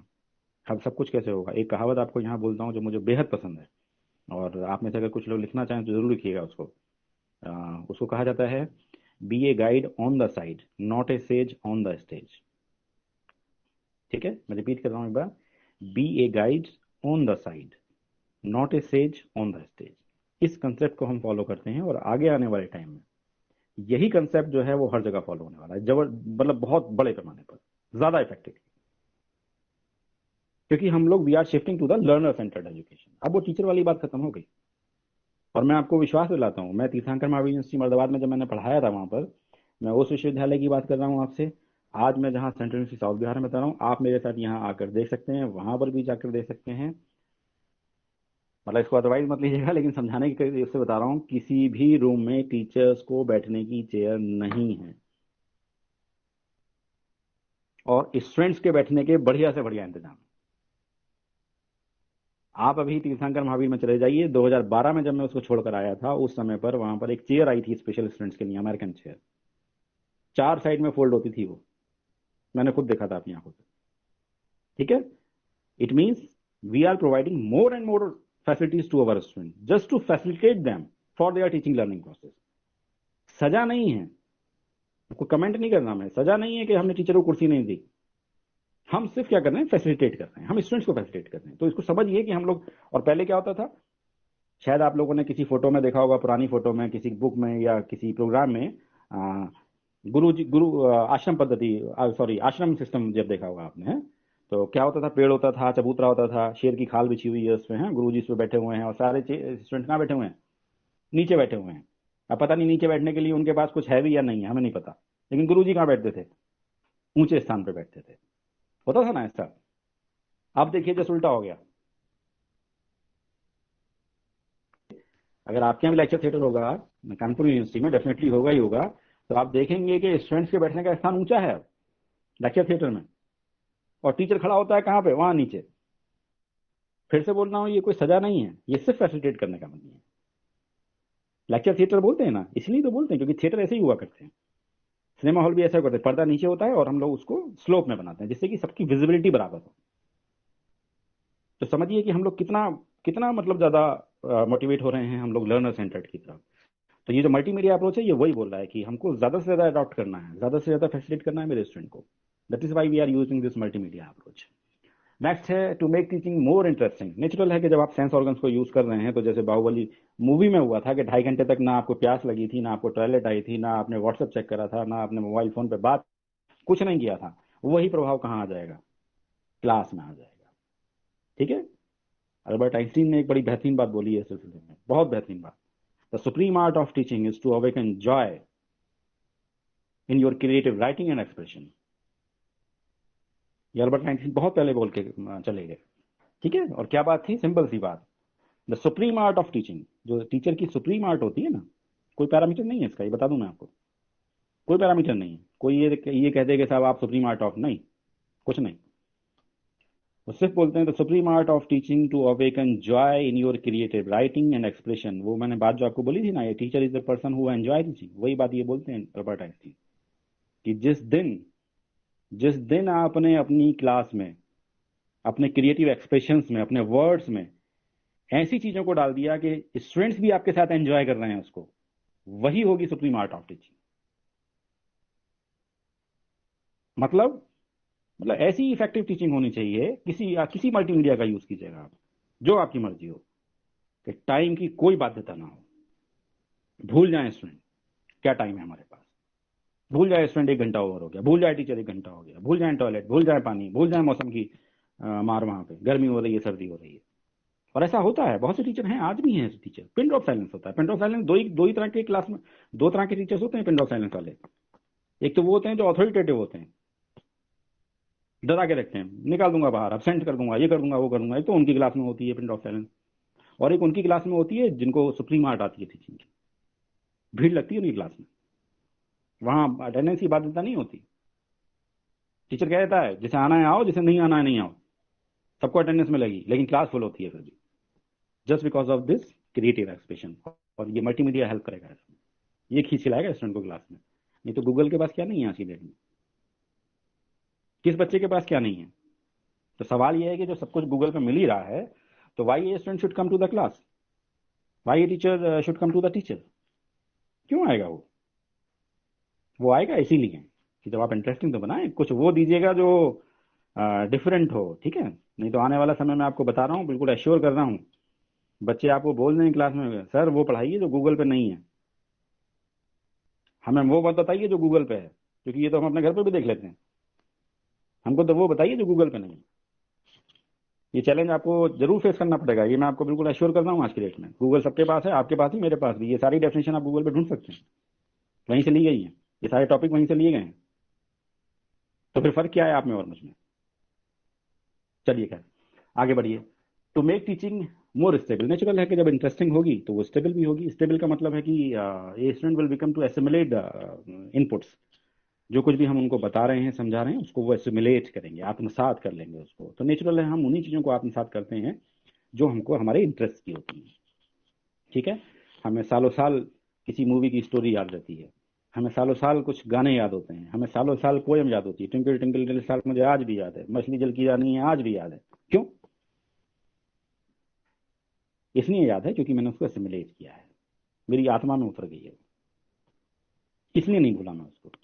बाकी मैं सारी चीजें भूल गया, मैं बीएड के पेपर के नाम भूल गया, मैं एमएड के पेपर के नाम भी भूल गया, मैं हो सकता है अपने टीचर्स के नाम भी भूल गया हूँ, ये नहीं भूला क्योंकि मैंने इसको एसिमुलेट किया है। हमारा पर्पस मल्टीमीडिया का यही है कि student will be able to assimilate the information, the knowledge, आत्मसात कर ले एक बार को। तो जो विद्या कंठ हो जाएगी ना, यहाँ पर जो मैंने पहले वर्ड बोला था आपको, विद्या कंठ, तो कंठ का मतलब क्या है? कंठ का मतलब ये थोड़ी है कि कोई माइक्रोचिप यहाँ पे गले में लगा दी। कंठ का मतलब है जिसको धारण कर लिया हो, जिसको मैंने अपनी आत्मा में, अपने मस्तिष्क में धारण कर लिया हो, वो काम आएगी आपको हर जगह। अदरवाइज कुछ काम नहीं आने वाला, ये नोट्स वोट्स सब रह जाएंगे आपके यहीं रखे हुए। The next one is to give opportunity to student for critical thinking, creativity, the most important point. जो आज की उसमें बहुत नीडेड है हमको। ये जो टेक्नोलॉजी हम यूज़ कर रहे हैं ना, अनफॉर्चुनेटली मेरा जो टॉपिक है पीएचडी का, जो अभी सर ने आप लोगों से डिस्कस किया, तो उसमें एक फाइंडिंग बहुत इंपॉर्टेंट आई है जो मैं जरूर आप लोगों से शेयर करना चाहूँगा। मेरा जो काम था वो क्रिएटिविटी और टेलीविज़न था। मतलब बच्चे जो टेलीविज़न देख रहे हैं उसका उनकी क्रिएटिविटी पर क्या असर हो रहा है। तो उसमें एक बड़ी मज़ेदार बात निकल के आई। मज़ेदार तो क्या ही बोलेंगे, एक मज़ेदार है तो दूसरी खराब है। दो ही बातें बोलूंगा बस, वही मेन काम की बात है उसमें। पहली बात तो ये निकल के आई थी कि जो बच्चे हमारे ब्रिलियंट थे, मतलब जो हाई अचीवर स्टूडेंट्स हैं, जो क्लास में अच्छी परफॉर्मेंस करते हैं, उनकी ओरिजिनलिटी डाउन हो रही है। क्योंकि क्रिएटिविटी का एक चौथा एस्पेक्ट जो है फ्लुएंसी, फ्लेक्सिबिलिटी और सॉरी तीसरा ओरिजिनलिटी, फ्लुएंसी, फ्लेक्सिबिलिटी, ओरिजिनलिटी, जो तीसरा एस्पेक्ट है ना वो डाउन हो रहा है। क्यों डाउन हो रहा था? क्योंकि बच्चों को स्पून फीडिंग मिल रही थी। स्पून फीडिंग का मतलब सब कुछ अवेलेबल है गूगल पर, सब कुछ अवेलेबल है टीवी पर, इतनी आसानी से वो उसको ले जा रहे थे बिना सोचे समझे। एक तो ये काम की चीज। दूसरी एक काम की चीज क्या निकली थी? वो ये निकली थी कि जो बच्चे लो अचीवर हैं, लो अचीवर का मतलब जिनके मार्क्स कम आते हैं, एवरेज हैं, बिलो एवरेज हैं, उनको टीवी हेल्प पहुंचा रहा था। हेल्प कैसे पहुंचा रहा था? क्योंकि बहुत सारे कंसेप्ट ऐसे हैं जो डिफरेंट चैनल्स पर वो लोग बड़े इजीली समझ लेते हैं, क्लास में टीचर से नहीं समझ पा रहे थे वो, या टीचर समझा नहीं पा रहा था उनको। लेकिन वही चीज उन्होंने कहाँ समझ ली? वो किसी दूसरे चैनल पर समझ ली, यूट्यूब पर समझ ली उन्होंने, कहीं किसी टेलीविजन पर, जो हमारे उस समय पर चूंकि डिस्कवरी वगैरह खूब आते थे और टीवी उन दिनों बहुत चलन में भी था। आज टीवी को लेकर आप कोई रिसर्च नहीं कर पाएंगे, क्योंकि टीवी देखता कौन है? घर में जो बड़े बुजुर्ग हैं वही टीवी देखते हैं, आप तो मोबाइल से चिपके रहते हैं हमेशा। तो आज टीवी पर नहीं हो सकती रिसर्च। तो उस समय पर होती थी, क्योंकि उस समय पर टीवी बहुत चलन में था, तो उनको जो है फायदा पहुंचा रही थी टीवी। तो मेरा कहने का मतलब है कि यहाँ एक और हमारे साथ चैलेंज जो है वो रहेगा, चैलेंज भी है, जरूरत भी है कि क्रिटिकल थिंकिंग और क्रिएटिविटी को हम प्रमोट करें यहाँ पर। तो जब हम मल्टीमीडिया कंटेंट देते हैं उसको, आपको जरूर आप लोग इस बात को जानते होंगे कि जब कंप्यूटर सिखाया जाता है किसी आदमी को पहली बार, तो सबसे पहले उसे क्या सिखाते हैं बताइए, अगर किसी को कंप्यूटर सिखाना हो तो? पेंटिंग पेंटिंग बिल्कुल सिखाते सही, एग्जैक्टली, पेंटिंग। पेंटिंग पे बैठा देते हैं उसे खोल के कि भाई पेंटिंग सीखो आप। पर्पस हालांकि उसका दूसरा होता है, how to control the mouse. ये माउस जो हाथ बहकता है ना पहली बार बैठते हैं जो कंप्यूटर पे, तो माउस को कंट्रोल करना सिखाते हैं। लेकिन जब आप सीख जाते हैं, ठीक है, जब आप सीख जाते हैं, आप एक्सपर्ट हो जाते हैं, तब आप सारी क्रिएटिविटी यूज करते हैं लैपटॉप पर। कैसे यूज करते हैं? अब आप इसको ऐसे समझिए, जितने फैशन डिजाइनर हैं सारे कपड़े डिजाइन करते हैं इस पर, कंप्यूटर पर। हम्म? और जिसको आप लोग बोलते हैं ना computer aided, CAD, CAD, CAD, computer aided designing, वो सब क्या करती है? अब तो आज की डेट में तो हालत ये हो रही है, मैं यहीं गया, मैं आपको बता रहा हूँ, यहाँ फर्नीचर वाले हैं, उनकी शॉप पर आप जाइए, आप उनको बताइए कि मुझको ऐसा ऐसा फर्नीचर चाहिए, इतनी लंबाई, इतनी चौड़ाई और इतनी ड्रॉर चाहिए। वो कंप्यूटर CAD में डालेंगे, सॉफ्टवेयर में डालेंगे, सारे डायमेंशन डालेंगे और एंटर कर देंगे, तो वो आपको उसकी पिक्चर दिखा देगा, 3D पिक्चर, कि आपका जो प्रोडक्ट है जब वो बन जाएगा तो कैसे बनेगा इसको। ये कमाल है किसका? इस मल्टीमीडिया का, इस टेक्नोलॉजी का। सेम होता है मकान में। आज आप किसी अच्छे आर्किटेक्ट पे जाएंगे और आप उसको पूरा डिजाइन दे दीजिएगा, अपना स्पेस वगैरह सब जो रिक्वायरमेंट है दे दीजिएगा, वो इनपुट्स डाल देंगे सॉफ्टवेयर में और एंट्री मारेंगे। इवन वो आपसे ये भी पूछ लेंगे कि आप अपने कमरे में कलर कौन सा चाहते हैं, दीवार का कलर, तो वो कलर भी डाल देगा। तो वो आपको पूरा 3D मॉडल दिखा देगा बना के कि बनने के बाद आपका मकान कैसा लगेगा। इवन इवन वो आपको उसको अंदर वर्चुअल टूर भी करा देगा। वर्चुअल टूर का मतलब समझते हैं ना? वर्चुअली आप अपने मकान के अंदर घूमे, मकान वर्चुअल है आपका, आपको अंदर से घुमा भी देगा कि आपका टॉयलेट ऐसा दिखाई देगा, आपका रूम ऐसा दिखाई देगा, आपका पंखा ऐसा दिखाई देगा। कितनी सारी वेबसाइट हैं यूनिवर्सिटीज की जो वर्चुअल टूर कराती हैं। ये सारी क्रिएटिविटी है, लेकिन सिर्फ किसकी वजह से है? मल्टीमीडिया पैकेजेस की वजह से। यही 6 चीजें जो मैंने आपको बताई हैं, यही चीजें हैं जो ये कमाल लाती हैं। तो इसमें क्रिटिकल थिंकिंग और जो क्रिएटिविटी है इसको बड़ा एनहेंस करती है हमें, ये जो टेक्नोलॉजी है, मल्टीमीडिया है हमारे पास। In exploring new ways of teaching learning, natural है कि अब आपके पास अलग अलग तरीके हैं, तो आप ढूंढिएगा अलग अलग तरीके पढ़ाने के, बेस्ट से बेस्ट तरीका। जैसे खान सर ने ढूंढ लिया, उन्होंने स्क्रीन टेलीकास्ट करना शुरू किया, उन्होंने स्मार्ट बोर्ड यूज किया, उनका स्मार्ट बोर्ड बहुत एडवांस क्वालिटी का है, कभी आप ध्यान देंगे उस पर तो बहुत बेहतरीन उन्होंने किया उसको यूज। अपना तरीका है, अपने तरीके से उन्होंने बना किया और देखिए सुपरस्टार हो गए वो। नेक्स्ट है sharing experience and knowledge with others. इस मल्टीमीडिया की वजह से शेयरिंग भी बहुत आसान हुई है। अब किताबों को शेयर करते हैं हम लोग PDF में, ई कॉपी जिसको बोलते हैं या सॉफ्ट कॉपी बोलते हैं उसको, खटाखट खटाखट खटाखट खटाखट एक ही बार में भेज दिया बहुत लोगों को। शेयरिंग आसान हो गई, डिजिटल। कौन देगा अपनी किताब किसी को? जैसा सर ने अभी बताया, ये बात ठीक है कि मुझे किताब पढ़ने का बहुत शौक है और कंटिन्यूस पढ़ता हूँ मैं। और नेचुरल है कि जैसे सर ने कहा कि एजुकेशन से रिलेटेड भी और एजुकेशन से अलग भी खूब भरपूर किताबें खरीदता हूँ। हार्ड कॉपी में खरीदता हूँ, ये बता दूँ, आईसीटी का टीचर हूँ, सॉफ्ट कॉपी में आज तक एक किताब नहीं पढ़ी है मैंने, एक भी किताब।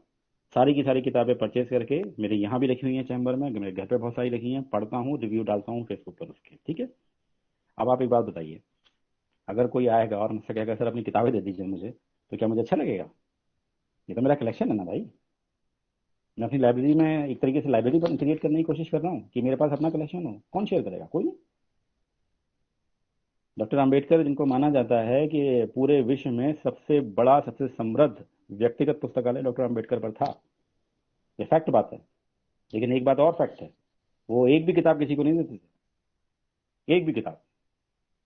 वो कहते थे अगर जिसको पढ़नी है किताब वो मेरी लाइब्रेरी में आ जाए, यहाँ बैठे पढ़े, जितना पढ़ना है उतना पढ़े, दूंगा नहीं। क्यों नहीं दूंगा? ले जाओगे तो वापस नहीं करोगे। मैं भी वही सोचता हूँ। लेकिन मल्टीमीडिया ने हमको इसमें भी मदद पहुंचाई। कैसे मदद पहुंचाई? हमने सॉफ्ट कॉपी बना दी उसकी, उसको स्कैन कर लिया या उसको दोबारा से उसको क्रिएट कर लिया, और अब सॉफ्ट कॉपी में है तो कर दो शेयर, क्या फर्क पड़ रहा है? सैकड़ों हजारों कर दो, लाखों कर दो, सारी मोस्टली किताबें पड़ी हुई हैं। ठीक है, वो जो कई सारी वेबसाइट हैं, वो एक वेबसाइट का नाम क्या है देखिए, दिमाग से मेरे उतर गया वो, एक साई हब नाम का एक वेबसाइट है जिसमें आपको रिसर्च पेपर मिल जाएंगे सॉफ्ट कॉपी में, जो नॉन एक्सेस या जो फ्री जर्नल नहीं है वहाँ मिल जाएगा आपको। और देखिए नाम मैं भूल रहा हूँ उसको क्या, बहुत अच्छी साइट है, उसमें सारी मैक्सिमम किताबें आपको, बहुत कॉस्टली किताबें जो हमारे खरीदने के बाहर है रेंज के, वो भी आपको सॉफ्ट कॉपी मिल जाएंगी। तो खैर पॉइंट ये है कि मल्टीमीडिया में चूंकि सॉफ्ट कॉपी हमारे पास है तो शेयरिंग आसान हो गई हमारी, हमको देने में कोई नुकसान नहीं है। कॉपी है, दे दी, इनको दे दी, उनको दे दी, और हमने इकट्ठा कर लिया उसको। ठीक है, लेकिन साइड इफेक्ट क्या है ये मैं बाद में डिस्कस करूंगा, अभी नहीं। Next to create knowledge sharing society. इसका मतलब ये कि अभी की जो सोसाइटी है नॉलेज शेयरिंग, अब कोई चीज छुपी नहीं है। ठीक है, the days has gone when the teacher was the only source of information, now the teacher is the one of the source of information. ठीक है, टीचर किसी जमाने में, वो दिन लद गए, वो दिन लद गए कि जब टीचर सिर्फ एकमात्र माध्यम होता था जानकारी का या ज्ञान का। मैं कब की बात कर रहा हूं? जब मैं बात कर रहा हूं, ठीक है मैं नाम आप लोगों से शेयर कर दूंगा। मैं बात कर रहा हूं जब कभी आश्रम व्यवस्था हुआ करती थी तब गुरु बहुत लिमिटेड हुआ करते थे, किताबें उताबें भी उतनी नहीं हुआ करती थी, छपाई का काम हुआ नहीं था, तो सारा ज्ञान गुरुजी के दिमाग में रहता था। गुरुजी जहां जहां जाते थे पीछे पीछे उनके चले जाते थे, जहां गुरुजी पहुंच गए वहां तो ज्ञान फैल गया, जहां गुरुजी नहीं पहुंचे वहां नहीं पहुंचा, वहां के लोग अनपढ़ रह गए। तो डिसमिशन तो था ही नहीं, नॉलेज शेयरिंग सोसाइटी थी नहीं, कुछ लोगों के पास थी सारी चीजें, वही लोग करते थे। अब नहीं है ऐसा। Now the teacher is the one of the source. अब टीचर एक, बहुत सारे सोर्सेज में एक सोर्स है नॉलेज का। टीचर है तो भी ठीक है, टीचर नहीं है तो भी ठीक है। लाइब्रेरी है हमारे पास, वेबसाइट है, सब कुछ तो है हमारे पास। तो ध्यान रखिएगा कि मैं बोलता भी हूँ अपने स्टूडेंट से कि भाई देखो, अब कभी भी ये एक्सक्यूज मत देना कि साहब टीचर नहीं थे और क्लास नहीं हुई थी इसलिए हमने नहीं पढ़ा। नहीं पढ़ा तो ये तुम्हारी रेस्पॉन्सिबिलिटी है, तुम पढ़ोगे, ऑनलाइन पढ़ो, इंटरनेट से पढ़ो, क्या नहीं अवेलेबल है? क्यों कर रहे थे टीचर का इंतजार? जब कुछ सब कुछ दिया हुआ है, गवर्नमेंट इतने एफर्ट्स कर रही है, सब कुछ किताबें आपको पहुंचा रही है, वो इन्फ्लुएंट पर ढेर सारी रिसर्चेज रखी हुई हैं, एमजीयू ऑनलाइन थीसिस पर ढेर सारी रिसर्चेज रखी हुई हैं, एरिक पर आप चले जाइए, ढेर सारी रिसर्चेज हैं आपके पास, तो आप क्यों टीचर का इंतजार कर रहे थे जब सब कुछ था आपके पास? तो अब ये बहानेबाजी नहीं होगी कि साहब टीचर ने पढ़ाया नहीं तो हमने पढ़ा नहीं, टीचर थे नहीं तो हम पढ़े नहीं ना। सब कुछ है अवेलेबल, ध्यान रखना। और यही है ये नॉलेज शेयरिंग सोसाइटी। टीचर हो ना हो सब कुछ अवेलेबल है। और मैं निश्चित रूप से आपको एश्योर करना चाहता हूँ, यहाँ पर कभी मौका लगेगा मैं सर से रिक्वेस्ट करूंगा कि मैं आप लोगों के सामने एक बार सामने आना चाहूंगा, कभी मौका लगा। ऐसे ऐसे टूल हैं कि आप हैरान रह जाएंगे। आज की डेट में पीएचडी करना स्मार्टनेस है, हार्ड वर्किंग नहीं। ये मैं आपको सिद्ध कर सकता हूँ, प्रैक्टिकली सिद्ध कर सकता हूँ। ठीक है, तो वो कभी फिर डिटेल में बात करेंगे, वो अभी वो मुद्दा नहीं है। लेकिन आज की डेट में बता रहा हूँ, इतने इतने स्मार्ट टूल हैं अवेलेबल हर चीज के लिए, सेकंडों में होता है काम, सेकंडों में। चलिए एडवांटेजेस देखिएगा। मल्टी सेंसरी इंस्ट्रक्शन, बात हो चुकी है कि मल्टी सेंसरी इंस्ट्रक्शन को ही हम लोग प्रमोट कर रहे हैं। ज़्यादा से ज़्यादा सेंस ऑर्गन्स को हम कैप्चर करें जिससे कि स्टूडेंट का जो अटेंशन है वो बना रहे कहाँ, हमारे कंटेंट में, हमारी टीचिंग में, जब उसका जबरदस्ती नहीं, ध्यान ये भी रखिएगा यहाँ पे, देखिए मल्टीमीडिया अप्रोच है ना, जबरदस्ती नहीं करती। अगर किसी वजह से मल्टीमीडिया अप्रोच करने के बाद भी स्टूडेंट्स का माइंड अट्रैक्ट नहीं हो रहा है तो इसका मतलब ये कि आपको मल्टीमीडिया अप्रोच में कोई प्रॉब्लम है, उतना इफेक्टिव नहीं बन पाया। सारी मूवी तो बाहुबली जैसी हिट नहीं होती ना, फ्लॉप भी हो जाती है। रीजन क्योंकि ना तो स्टोरी पसंद आई हमको, ना कैरेक्टर पसंद आया, कुछ था ही नहीं उसमें ऐसा। कितनी सारी वेब सीरीज आई, फ्लॉप हो गई, नहीं चली। तो नहीं चलने का मतलब ये थोड़ी है कि देखने वाले खराब हैं, नहीं, देखने वाले तो वही लोग हैं जो बाहुबली को सुपर हिट करते हैं और दूसरी फिल्मों को फ्लॉप कर देते हैं। यहाँ बात है किसकी, फिल्म की, उसमें वो कंटेंट नहीं था। तो ध्यान रखिएगा, मल्टीमीडिया जो सिस्टम है ना, हम उसको फोकस करेंगे। नेक्स्ट है provide several opportunity to express. जो पहले बात हुई थी इमेजिनेशन क्रिएटिविटी, आपके ऊपर डिपेंड करता है कि आप अपनी क्लास को कितना लाइव बना पाओगे, कितना जीवंत बना पाओगे, किस तरीके से बनाओगे, कितने मल्टीमीडिया अप्रोचेस को यूज करोगे, ये सब कुछ आप पे डिपेंड करता है। बिल्कुल इमेजिनेशन क्रिएटिविटी है, एक से एक बढ़िया वेबसाइट, एक से एक बढ़िया सॉफ्टवेयर अवेलेबल, यूज कीजिए। Empower students to create the design rather than absorbing representation created by others. ये बड़ा इंपॉर्टेंट चीज है, ध्यान दीजिएगा, absorbing representation created by others. हम यहाँ स्टूडेंट से ये बोलते हैं कि ठीक है पढ़ो दूसरों को, एब्जॉर्ब मत करो, you should create your own content. आप लोग रिसर्च के स्टूडेंट्स हैं, पीएचडी जैसी बड़ी डिग्री करने जा रहे हैं, तो अगर मैं आपसे कोई क्वेश्चन पूछता हूँ तो मैं ये एक्सपेक्ट करता हूँ कि आपका आंसर जो होना चाहिए वो पीएचडी के लेवल के स्टूडेंट्स के इक्वल होना चाहिए, ठीक है। अगर मैं आपसे पूछता हूँ कि एजुकेशन क्या है तो आप मुझे वो डेफिनेशन बताइए जो बीएड का बच्चा बताता है। अब पीएचडी के स्टूडेंट हैं, दोनों में फर्क है, तो आपका जो लेवल है ना वैसा होना चाहिए। तो यहाँ पर हम वही बात बोल रहे हैं, क्योंकि हम उतनी अपॉर्चुनिटी दे रहे हैं हमारे स्टूडेंट को कि तुम्हारे पास मल्टीमीडिया अप्रोच है, डिजाइन करो, मत कॉपी करो किसी को, तुम अपना डिजाइन करो, अपना क्रिएट करो। अपना क्रिएट करोगे तो तुम्हारे अंदर कॉन्फिडेंस आएगा। हो सकता है पहली बार में अच्छा ना बने, कोई बात नहीं, दूसरी तीसरी बार में बनाएंगे, अगली बार बनाएंगे, practice makes a man perfect, लेकिन अपना करो। और ये खास तौर से पीएचडी का तो पर्पज ही है, अल्टीमेटली कहीं ना कहीं से तो आप मदद लेंगे ही ना। आपका जो भी टॉपिक अप्रूव्ड होगा, जिस भी डोमेन में जिस टॉपिक पे आप काम करेंगे, तो वो ऐसा तो बिल्कुल नहीं है। और ये मैं फिर आपको दावा कर रहा हूँ, इतने सारे लोग हैं यहाँ पर पब्लिक प्लेटफॉर्म पे, आप में से किसी को भी अगर ऐसा लगता है कि मेरा टॉपिक जिस पर आप करेंगे काम भविष्य में एकदम यूनिक है, किसी ने काम ही नहीं किया इस पर, आप मुझे भेज दीजिएगा उसको, सिर्फ नाम भेज दीजिएगा, मुझे कुछ नहीं चाहिए मुझे, मैं आपको रिसर्चर ढूंढ के दूंगा। ये हर रिसर्चर का दावा होता है जब पीएचडी करता है वो, मैं भी करता था जब अपनी, अरे ये टीवी और क्रिएटिविटी को तो लेके काम ही नहीं हुआ, तभी तो कर रहे हैं हम। लेकिन पता चला करने के दौरान ही और करने के बाद पता चला कि इस पर तो इतना काम हो चुका था कि बस क्या कहने। तो ध्यान रखिएगा, नॉलेज शेयरिंग सोसाइटी है, ठीक है। आज की डेट में इस मल्टीमीडिया अप्रोच आईसीटी की वजह से कुछ छुपा नहीं है, ये भी ध्यान रखिएगा, ठीक है। तो कोशिश करें कि आप कहीं ना कहीं से कुछ ना कुछ आधार तो लेंगे, किसी ना किसी थीसिस से, कुछ ना कुछ टॉपिक या कुछ भी जो आपको अच्छा लगता है लेंगे, तो कहीं ना कहीं से ना कोई तो इंसाइट आपको कहीं ना कहीं से मिलेगा। लेकिन ट्राई कीजिएगा कि उसमें वर्ड्स जो हों वो आपके अपने हों, ठीक है। तो वही चीज यहाँ पर है कि मल्टीमीडिया अप्रोच आपको मौका देती है कि आप अपना डिजाइन कर लीजिए। Encourage deep reflecting thinking. जब इतने सारे काम करेंगे तो नेचुरल है रिफ्लेक्टिंग थिंकिंग डेवलप होगी आपके अंदर। डीप अंडरस्टैंडिंग उसी को रिलेट कर रहा है। जब इतनी सारे काम आप करते हैं, किसी चीज को अपने हाथ से बनाते हैं, ठीक है, इसीलिए मैं हाथ से लिखने पर बहुत जोर देता हूँ बजाय टाइप करने के। हालांकि अब तो मैं भी इसका एडिक्टेड हो गया हूँ टाइप करने का, लेकिन फिर भी मैं कोशिश करता हूँ कि हाथ से लिखूँ, क्योंकि हाथ से लिखने में जो होता है ना, ये हमारा कॉग्निटिव एबिलिटी डेवलप होती है, दिमाग से निकलता है, आंख से निकलता है। तो जब आप इस तरीके का कोई काम करते हैं, जब आप अपना मल्टीमीडिया पैकेज डेवलप करते हैं, तो चूंकि मेहनत लगती है, तो नेचुरल है कि उसको आप पूरा रिफ्लेक्टिव लेवल तक लेके जाते हैं और आपको खूब अच्छे से समझ आती है। Access to a vast variety of information, क्योंकि मल्टीमीडिया अप्रोच में ढेर सारी डॉक्यूमेंट्री, ढेर सारी मूवी और तमाम कंटेंट अवेलेबल है, तो बहुत सारी चीजें हैं हमारे पास अवेलेबल है। बस फिर मैं आपको याद दिला रहा हूँ, स्मार्टनेस दिखानी है, आपको पता होना चाहिए कौन सी चीज कहाँ मिलेगी, कैसे मिलेगी। Cost effective. कॉस्ट इफेक्टिव में मतलब यह है कि जैसा ये हालांकि इकोनॉमिक्स से आया है टर्मोलॉजी, लेकिन इसका मतलब ये होता है कि शुरुआत में हमको ऐसा लगता है कि मल्टीमीडिया पैकेज बनाने के लिए आपको उस तरह की मशीनरी भी तो चाहिए ना, उस तरह के हाई फाई लाइसेंस वाले ऐप चाहिए और एक्सपर्ट चाहिए और आपको कंप्यूटर चाहिए।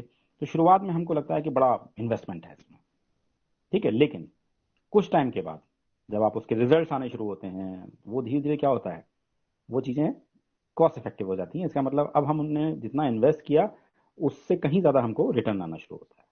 ये कॉस्ट इफेक्टिवनेस होती है, ये हर जगह लागू होती है। आप भी ये ध्यान रखिएगा घर में जब कोई भी चीज़ खरीदते हैं ना, दो चीज़ें होती हैं, किसी भी वस्तु की कीमत और उस वस्तु की ज़रूरत। जब ज़रूरत कीमत से ज़्यादा हो जाती है हम उसको खरीद लेते हैं। हम उसको तब तक नहीं खरीदते जब तक हमारी ज़रूरत उसकी कीमत से नीचे रहती है। ये हमेशा लागू होता है, हर जगह लागू होता है। जहां आपकी ज़रूरत बढ़ गई उसी कीमत से आप खट से खरीद लेते हैं उसको। कॉस्ट इफेक्टिवनेस में वही है, शुरुआत में हमको लगता है कि महंगी है, लेकिन after some time we feel that now this become a cost effective phenomena और कॉस्ट इफेक्टिव पैकेज। अब देखिए रोल ऑफ टीचर, ये भी बड़ा एक इंपॉर्टेंट चीज़ है कि अब ठीक है मल्टीमीडिया में अप्रोच की बात कर ली, अब इसमें टीचर का काम क्या होगा। पहला काम, encourage student to use ICT technology in tool. अब नेचुरल है, इतनी देर से मैं आपसे बोल ही रहा हूँ कि हम लोग जुड़े हुए हैं टेक्नोलॉजी से, बात कर रहे हैं सब जगह पर, हर जगह हर फील्ड में हम टेक्नोलॉजी यूज कर ही रहे हैं। तो this is the sole duty of our teachers to motivate their students to use the most advance tools and technologies.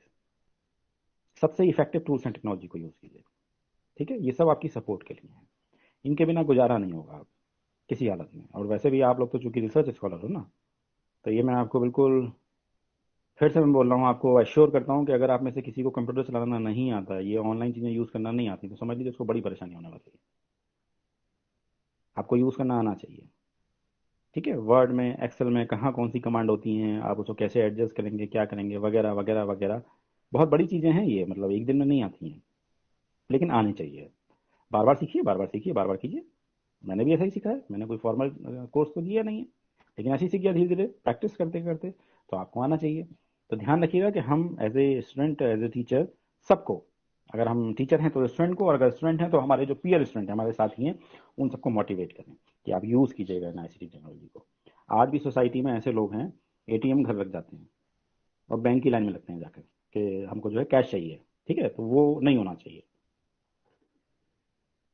जब एटीएम मिला है आपको, तो नेचुरल है कि एटीएम को यूज़ कीजिए ना, बस आपको ध्यान रखना है कि कैसे यूज़ करना है उसको। तो ये आपको ध्यान रखना होगा। इसके बाद एक सेकंड का होल्ड कीजिए, चार्जर तो नहीं है, चार्जर।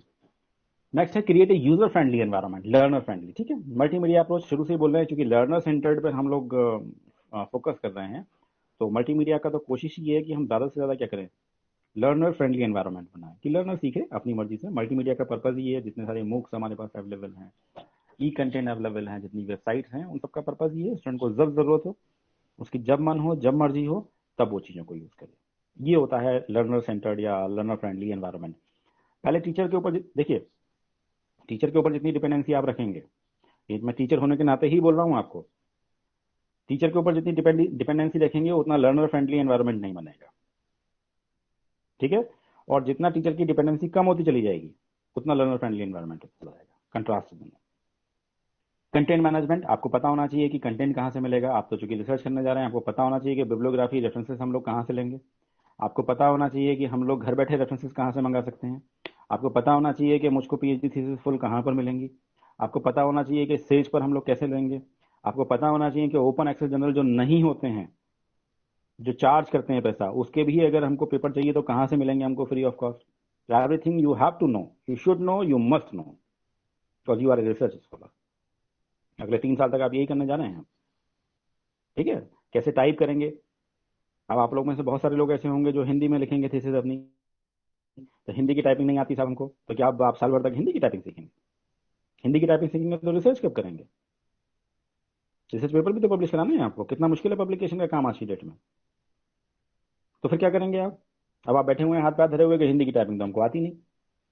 अरे भाई, इतने सारे टूल्स अवेलेबल हैं, उनको यूज कीजिए ना। कहाँ जरूरत है आपको टाइपिंग कर सीखने की? मुझसे आप कहिए कौन सी भाषा में टाइपिंग नहीं कर सकता मैं? सब कुछ तो अवेलेबल है गूगल पे, तो आपको पता तो होना चाहिए ना। तो इसलिए जो है कंटेंट मैनेजमेंट, कहाँ से आपको कंटेंट मिलेगा और कैसे उसको मैनेज करेंगे, कैसे हम लोग अरेंज करें हमारे काम को, कैसे हम आसानी से जल्दी जल्दी अपना रिसर्च का काम समेटें। चीज़ें तो बहुत हैं, हेफर्टली हैं, हमको पता ही नहीं है कि कौन सी फाइल कब डाउनलोड की, कहाँ चली गई। ये नहीं होना चाहिए। Skill of authentification of the information, आज की डेट में ये बड़ी प्रॉब्लम है कि देखिए रोज सुबह से शाम आपके मोबाइल में, आपके व्हाट्सएप पर, आपके फेसबुक पे तमाम मैसेजेस आते हैं और उसमें बहुत सारे फेक होते हैं, गवर्नमेंट ऑर्डर्स तक भी फेक होते हैं। तो आपको पता होना चाहिए कि ऑथेंटिफिकेशन, इन्फॉर्मेशन का ऑथेंटिफिकेशन हम लोग कैसे करेंगे। ये आपको पता होना चाहिए, ठीक है। और वैसे भी चूंकि आप लोग रिसर्चर हैं तो आपको ये पता होना चाहिए कि आप जो रेफरेंस ले रहे हैं कौन से ऐसे रेफरेंसेस हैं, कौन सी ऐसी वेबसाइट्स हैं या कौन से ऐसे सोर्स हैं कि जिनको जब हम कोड करेंगे तो उनकी ऑथेंटिसिटी पे क्वेश्चन उठ सकता है। उनको नहीं करना है कोड, क्योंकि उनकी जो इन्फॉर्मेशन है वो ऑथेंटिफाई नहीं होती है। तो ध्यान रखिएगा, ये आपको पता होना चाहिए, सीखेंगे इसको भी प्रैक्टिस से ही। Liberty to explore, liberty to mistake, explore कीजिए, मिस्टेक कीजिए, गड़बड़ हो गई कोई बात नहीं, दोबारा लिखेंगे, दोबारा तैयार करेंगे, दोबारा सीखेंगे, कीजिएगा, लिबर्टी दीजिएगा सीखने की। गलतियां करेंगे तभी तो सीखेंगे। जो गलतियां करना नहीं जानता वो सीखना नहीं जानता। ऐसा कौन है यहाँ पे जो बिना गलतियों के सीख लेता है? तो अगर कोई गलतियां कर रहा है ना तो ये बड़ा एक सकारात्मक पक्ष है उसका, कि सीख रहा है। वो गलती कर रहा है तो कोई बात नहीं, सीख तो रहा है। आज गलती कर रहा है कल सही हो जाएगा, क्या दिक्कत है? अब जो गलती नहीं कर रहा तो इसका मतलब वो सीख ही नहीं रहा, बैठा हुआ है बस। तो ऐसा नहीं होना चाहिए। मल्टीमीडिया में ये नहीं है, नहीं बन रहा कोई बात नहीं, सॉफ्टवेयर नहीं है समझ में आ रहा कोई बात नहीं, फिर ट्राई करेंगे। और आज तो क्या अवेलेबल नहीं है, आप यूट्यूब पे किसी भी चीज को डाल दीजिएगा। बम बनाने का फॉर्मूला डालेंगे, यूट्यूब 50 तरीके के आपको वो देगा फॉर्मूला। एक साबुन से कैसे बम बनाएंगे आप, तो क्या नहीं है available. Culture of knowledge and information sharing, ये पहले बात हो चुकी है। ये जब मल्टीमीडिया की बात कर रहे हैं तो आपको शेयरिंग आनी चाहिए। और देखिए ये बात भी जो है, मैं अपने रिसर्च स्कॉलर जितने भी हैं डिपार्टमेंट के, उन सब लोगों से बहुत अपील करता हूँ। अपील शब्द यूज कर रहा हूँ मैं, ध्यान रखिएगा इस चीज को। वो अपील क्या होती है कि भाई तुमको शेयर करना चाहिए नॉलेज को। आज अगर मुझको कोई नई कमांड मिली है वर्ड में, एक्सेल में, या कोई नई वेबसाइट मिली है जो मेरे रिसर्च में मुझको बहुत हेल्प कर सकती है, वो मैं दूसरों से शेयर करूँ। जब ये रिसर्च कल्चर डेवलप होगा किसी भी डिपार्टमेंट में, ये रिसर्च कल्चर सिर्फ शेयरिंग से डेवलप होता है। कितने स्टूडेंट शेयर करते हैं एक दूसरों से? चीज़ों को छुपाना नहीं है, और छुपा के आप करेंगे भी क्या? मैंने आपसे कहा ना कि आप मुझे बताइए अगर आपको किसी को भी ऐसा लगता हो कि उसका टॉपिक बड़ा यूनिक है, कुछ छुपा हुआ नहीं है, कुछ भी। मुझे किसी के बारे में ढूंढना होता है, मैं आपको बताता हूँ यहाँ पे कि अगर मुझे किसी भी टीचर के बारे में, किसी भी यूनिवर्सिटी के बारे में, या किसी भी ऐसे आदमी के बारे में जिसके बारे में मैं जानना चाहता हूँ, अगर मुझे ढूंढना होता है, मैं गूगल पे ढूंढ लेता हूँ।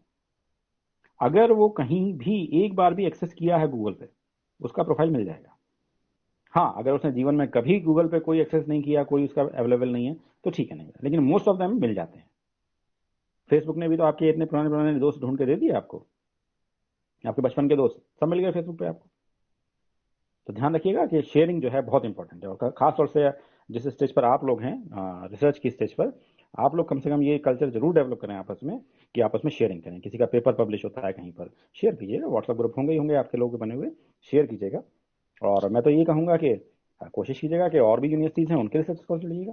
पब्लिशिंग का काम आसान नहीं है आज की डेट में, बहुत हम लोग बड़ा जूझ रहे हैं उसको लेके। तो कोशिश करेंगे, जब आप शेयर करेंगे ना तो एक दूसरे को फैसिलिटेट करते हैं। और यही कल्चर हम चाहते भी हैं, टीचिंग फ्रेटर्निटी में ये होना भी चाहिए कि हम लोग इन्फॉर्मेशन शेयरिंग करें। ये भी तो इन्फॉर्मेशन शेयरिंग ही है कि आज मैं आपके सामने बोल रहा हूँ यहाँ पर। चलिए नेक्स्ट है फीडबैक एंड एवेल्यूशन। ये तो हर चीज में होता है, और एवेल्यूशन किसी भी प्रोसेस का आखिरी हिस्सा है, लेकिन सबसे इंपॉर्टेंट हिस्सा है। कि बहुत ही थॉरोली इवैल्यूएशन करें कि मेरा मल्टीमीडिया पैकेज कितना इफेक्टिव है, कहाँ कमी रह गई। दूसरों से फीडबैक मंगा सकते हैं कि भाई आप बता दीजिएगा हमको, और उसके अकॉर्डिंग फिर हम लोग चेंज करते हैं, मॉडिफिकेशन करते हैं। इसके बाद देखिए मल्टीमीडिया अप्रोच इवैल्यूएशन क्राइटेरिया जो है वो ये 3 में है: मोटिवेशन, कंटेंट, मेथड। कितना मोटिवेट करता है स्टूडेंट्स को? ये मोटिवेट तभी करेगा जब उसमें कंटेंट अच्छा होगा। कंटेंट अच्छा होगा तो उतना ही अच्छा मेथड भी तो होना चाहिए। कभी कभी ये होता है कहानी तो बहुत अच्छी थी, सुनाने वाला गड़बड़ था, तो कहानी खराब हो गई पूरी।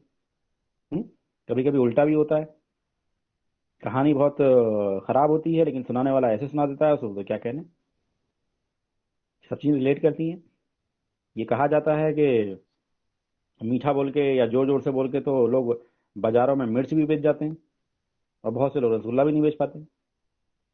तो बात किसकी है? प्रेजेंटेशन की है, यानी कि मेथड की है। तो आपका कंटेंट जो है, आपका जो मल्टीमीडिया है, उसमें कितना अच्छा कंटेंट है और कितना अच्छा मेथड है, वही डिसाइड करेगा कि मोटिवेशन कितना है उसमें।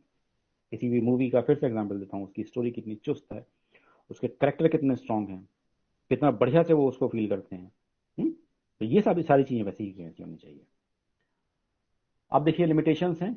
लिमिटेशंस भी बड़ी इंपॉर्टेंट हैं, और लिमिटेशंस में देखिएगा सबसे पहले need more skill human resources. Bharat जैसे देश में जहाँ आज भी हम कम से कम शिक्षा के लिए जो बुनियादी चीजें हैं उनको लिए लड़ रहे हैं, स्कूलों में मूलभूत सुविधाएं उपलब्ध नहीं है, विश्वविद्यालयों में भी उपलब्ध नहीं है, वहां पर हम ये सपना देख रहे हैं कि हमारे सारे स्टूडेंट, सारे टीचर, सारे डिपार्टमेंट एकदम मल्टीमीडिया अप्रोच में एकदम टेक्नोक्रेट हो जाएंगे, सबके सब एक जैसे हो जाएंगे। संभव नहीं है, अभी फिलहाल में संभव नहीं है। ठीक है, ऑनलाइन एजुकेशन से हम लोग गुजर रहे हैं। सबके पास फोन नहीं है, सबके पास नेटवर्क नहीं है, सबके पास पैसे नहीं है उतने। कुछ घर ऐसे भी हैं कि जहाँ पर सिर्फ एक ही फोन है, बच्चे दो हैं, सेम टाइम पे क्लास चलती है, कैसे कोई बच्चा ज्वाइन करेगा? आप लोग सब जानते हैं कि चार्जेस कितने बढ़ गए हैं इसके। 23% चार्जेस बढ़े हैं इंटरनेट के अभी कुछ दिनों पहले। ठीक है, मैं हूँ, सर हैं, या आप लोग भी हैं, हम लोग अफोर्ड कर सकते हैं, हर आदमी अफोर्ड नहीं कर सकता। तो ये सब चीज़ें हम लोग को सोचनी पड़ेंगी कि ठीक है, आईसीटी है बहुत शानदार, लेकिन अभी सबके पास नहीं है। अभी भी एक बहुत बड़ा तबका ऐसा है भारत का, सोसाइटी का। मैं गांव की बात नहीं कर रहा, आपके शहर में मिल जाएंगे, आपके कानपुर शहर में ऐसे लोग मिल जाएंगे, स्मार्टफोन को जानते भी नहीं। ठीक है, बुनियादी चीज़ों से लड़ रहे हैं वो। तो ऐसे उसमें सोचना, ये सपने देखना कि मल्टीमीडिया अप्रोच जो है सब जगह हो जाएगी, एक दिन ऐसा होगा कि सब डिजिटल हो जाएंगे, ये मुझे लगता है कि कभी कभी सर बेमानी सा हो जाता है। मतलब हम लोग कुछ ज़्यादा सोच लेते हैं, ऐसा मैं फील करता हूँ। तो एक ही लिमिटेशन है इसकी। दूसरी है मोर इन्वेस्टमेंट। जैसे अभी मैंने पहले कहा, इन्वेस्टमेंट करना पड़ता है आपको। सॉफ्टवेयर भी चाहिए, जो फ्री वर्जन है, ट्रायल वर्जन है, उससे कितने दिन तक काम चला लेंगे? और वैसे भी सारी कमांड तो उसमें मिलती भी नहीं है आपको, तो आपको उसके वर्जन भी चाहिए, और वर्जन बहुत महंगे आते हैं वो सॉफ्टवेयर के। उतने इतने एडवांस कंप्यूटर चाहिए। आप कभी यहाँ आइएगा तो आपको यहाँ हम अपना मूक स्टूडियो दिखाएंगे। मेरे डिपार्टमेंट में मूक स्टूडियो भी बना हुआ है, तो वहाँ बड़े हैवी कैमरे लगे हुए हैं। और ये जो मिक्सिंग होती है ना जब वीडियो की, तो ये मिक्सिंग आपके लैपटॉप पर नहीं हो पाएगी, मेरे लैपटॉप पर नहीं हो जाएगी। आप विश्वास नहीं करेंगे, 6 GB रैम के जो कंप्यूटर सिस्टम होते हैं हैंग हो जाते हैं जब मिक्सिंग होती है तब। 6 GB रैम के सिस्टम। मोबाइल तो भूल जाइए, मोबाइल पे कुछ नहीं होता है। मोबाइल पे आप सिर्फ टिकटॉक बना सकते हैं और कुछ नहीं। तो इतने बड़े हैवी कंप्यूटर चाहिए आपको जो हैंग ना हो, जिनकी रैम ही हो 12-12, 25-25 GB तक, 24-24 GB तक। पैसा लगता है सब। तो इन्वेस्टमेंट बहुत बड़ा चाहिए, ये भी बड़ी प्रॉब्लम है। और ये भी आप जानते हैं कि अभी हर सरकार, मैं किसी को क्रिटिसाइज नहीं कर रहा, हर सरकार एजुकेशन की तरफ से जो है वो बड़ी खराब नीयत रखती है। घोषणाएं खूब होती हैं, 6% जीडीपी खर्च करेंगे, लेकिन चुपके चुपके चुपके चुपके पता भी नहीं चलता है। घोषणा होती है 6% जीडीपी की खुले एकदम मंच पर, लेकिन चुपके से जब पैसा कटता है तो वो किसी को पता नहीं चलता। ठीक है, तो गवर्नमेंट का भी नजरिया थोड़ा सा इस चीज में गड़बड़ है। तो इन्वेस्टमेंट की प्रॉब्लम है, नॉट एक्सेप्टेड बाई ऑल। इसका मतलब ये कि हर कोई टेक्नोक्रेट हो भी नहीं सकता ना, सबकी अपनी अपनी चॉइसेस हैं। एक लिमिट तक मैं भी टेक्नोक्रेट हूँ, उसके बाद नहीं हूँ। मैंने आपसे कहा किताबें आज भी मैं हार्ड कॉपी में पढ़ता हूँ, सॉफ्ट कॉपी में ना जाने कितनी किताबें आती हैं, रोज लिंक आते हैं कहीं ना कहीं, अवेलेबल हैं इस पर। किंडल एडिशन आपको फ्री में मिल जाते हैं, नहीं पढ़ता मैं, क्योंकि मुझे सूट नहीं करती ऑनलाइन। मुझे ई कॉपी सूट नहीं करती है, मैं पीडीएफ में नहीं पढ़ना चाहता, मैं हार्ड कॉपी में पढ़ना चाहता हूँ। ठीक इस तरीके से मेरे से भी ज़्यादा और ऐसे लोग हैं जो थोड़ा पीछे हैं इस मामलों में, नहीं यूज़ करते वो लोग, उनको पसंद नहीं है। बहुत से लोग आज भी फेसबुक को यूज़ नहीं करते, व्हाट्सअप यूज़ नहीं करते। इवन कुछ लोग मैं ऐसे भी जानता हूँ कि जो स्मार्टफोन भी यूज़ नहीं करते। तो सबके लिए आप जबरदस्ती नहीं कर सकते इसको। ठीक है, जिसको चाहिए अच्छा लगेगा वो यूज़ करे, नहीं करना है तो ना करे। तो ये भी एक दिक्कत है कि हर किसी ने इसको अडॉप्ट नहीं किया है। आप भी आज भी जानते हैं कि घरों में आज भी खास तौर से गर्ल्स के साथ, ये कहते हुए भी मुझे अच्छा नहीं लग रहा, परिवार उनको अलाउ नहीं करते कि स्मार्टफोन रखें। आज भी ऐसा होता है, फोन नहीं देते उनको। फोन देंगे तो कहेंगे व्हाट्सअप नहीं चलाना तुमको, तुमको फेसबुक नहीं बनाना, तुमको तुमको ये नहीं करना तुमको। तो बहुत सारे रेस्ट्रिक्शंस हैं, टैबूज हैं सोसाइटी में जो रेस्ट्रिक्ट करते हैं हमें इस तरीके से। इसके बाद over use of media deviate from the purpose. अच्छा, कभी कभी ये भी होता है कि आपने इतना मल्टीमीडिया यूज कर लिया, इतनी क्रिएटिविटी दिखा ली, ओवर क्रिएटिविटी दिखा ली, ओवर एंथुसियाज्म दिखा लिया, तो जो आपका पर्पस था वो डिफीट हो गया, आप खेल बन गया क्लास में। पता चला आप तो मूवी लाए थे, और वो मूवी जो है वो बजाय एंजॉयमेंट करने के वो एंटरटेन कर रही है क्लास में। ठीक है, तो कभी कभी ऐसा भी होता है कि गलत यूज या ओवर यूज हमारे पर्पस को ही क्या कर देता है, डिफीट कर देता है। And the last one is not suitable for all classes, all student. सारी क्लास के लिए सुटेबल नहीं है। बहुत सी, जैसे अभी आप लोग कोरोना में जानते हैं कि ऑनलाइन क्लासेस हो रही हैं, तो एक बड़ा क्लैश है कि भाई मेडिकल जैसी पढ़ाई और साइंस जैसी स्ट्रीम जहाँ प्रैक्टिकल होते हैं, जिनको वेट लैब्स बोलते हैं हम लोग। वेट लैब्स का मतलब होता है कि जहाँ लिक्विड यूज होते हैं, तो वो भी बंद हो चुके थे। तो कैसे उनको हम लोग ऑनलाइन, वर्चुअल लेबोरेटरी है हमारे पास, लेकिन हमारा पर्पस तो सॉल्व नहीं होता ना। मेडिकल जैसी पढ़ाई जहाँ आपको डिसेक्शन करना ही है बॉडी का, वहाँ वर्चुअल डिसेक्शन करा के हम कैसे आपको डिग्री प्रोवाइड कर दें? तो क्या उतने एफिशिएंसी होगी उन लोगों में? तो ये एक बड़ी प्रॉब्लम है कि हर तरीके की क्लास, हर तरीके के स्टूडेंट, अभी भी जैसे हमारे जो, जिनको हम डिफरेंटली एबल्ड स्टूडेंट्स बोलते हैं, हिंदी में जिनको दिव्यांग शब्द बोला जाता है, उनके साथ दिक्कत है कि टेक्नोलॉजी अभी उतनी यूजर फ्रेंडली नहीं है उनके लिए कि भाई वो सब चीज़ें बहुत बेहतरीन तरीके से यूज़ कर सकें, तो उनको दिक्कत है। तो इस तरीके से बहुत से ऐसे दूसरे लोग भी हैं कि जिनको कोई और डिसेबिलिटी किसी तरह की है, उनके लिए भी अभी टेक्नोलॉजी उतनी ज़्यादा इफेक्टिव नहीं हुई है। तो कुल मिला के ये है कि सबके लिए जो है ये एक जैसा बिहेव नहीं करती। जो ठीक है वो यूज़ कर सकते हैं, और कुछ के साथ दिक्कतें हैं तो वो उसको यूज़ कर नहीं कर सकते। तो आज ये भी दिक्कत है।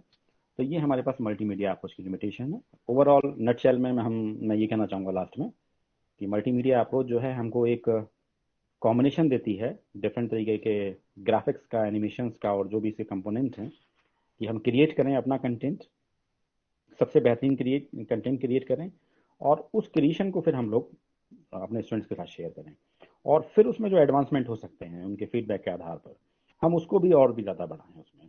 तो ये हमको यहाँ पर देखना होगा कि उस तरीके से हमको वो सारी चीज़ें करनी है। तो इस तरीके से जो है ये करना है।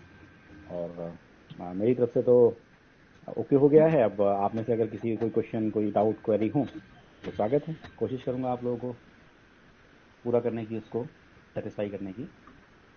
Thank you sir, very effective lecture था आज का। Thank you very much. अगर किसी का कोई डाउट हो तो बोलिएगा, कहीं पर भी, किसी भी लेवल पर। डाउट है सर, वही है सर, वो बता दीजिएगा सर। आवाज़ नहीं आ रही मुझ तक। हेलो हेलो, आ रही है सर? हाँ बोलिए।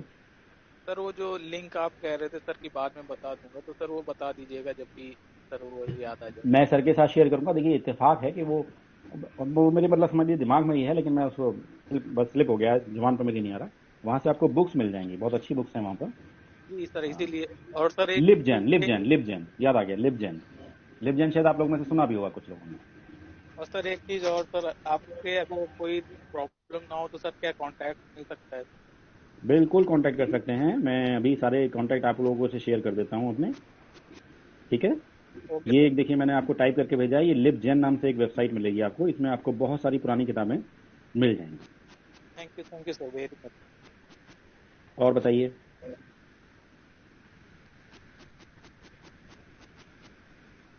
मैंने आपको नंबर भी शेयर कर दिए हैं अपने। ऊपर वाला नंबर मेरा व्हाट्सएप नंबर है, नीचे वाला कॉलिंग नंबर है। और बताएं, कोई डाउट हो कहीं पर वो पूछिएगा, वो बढ़िया लगेगा। बाकी तो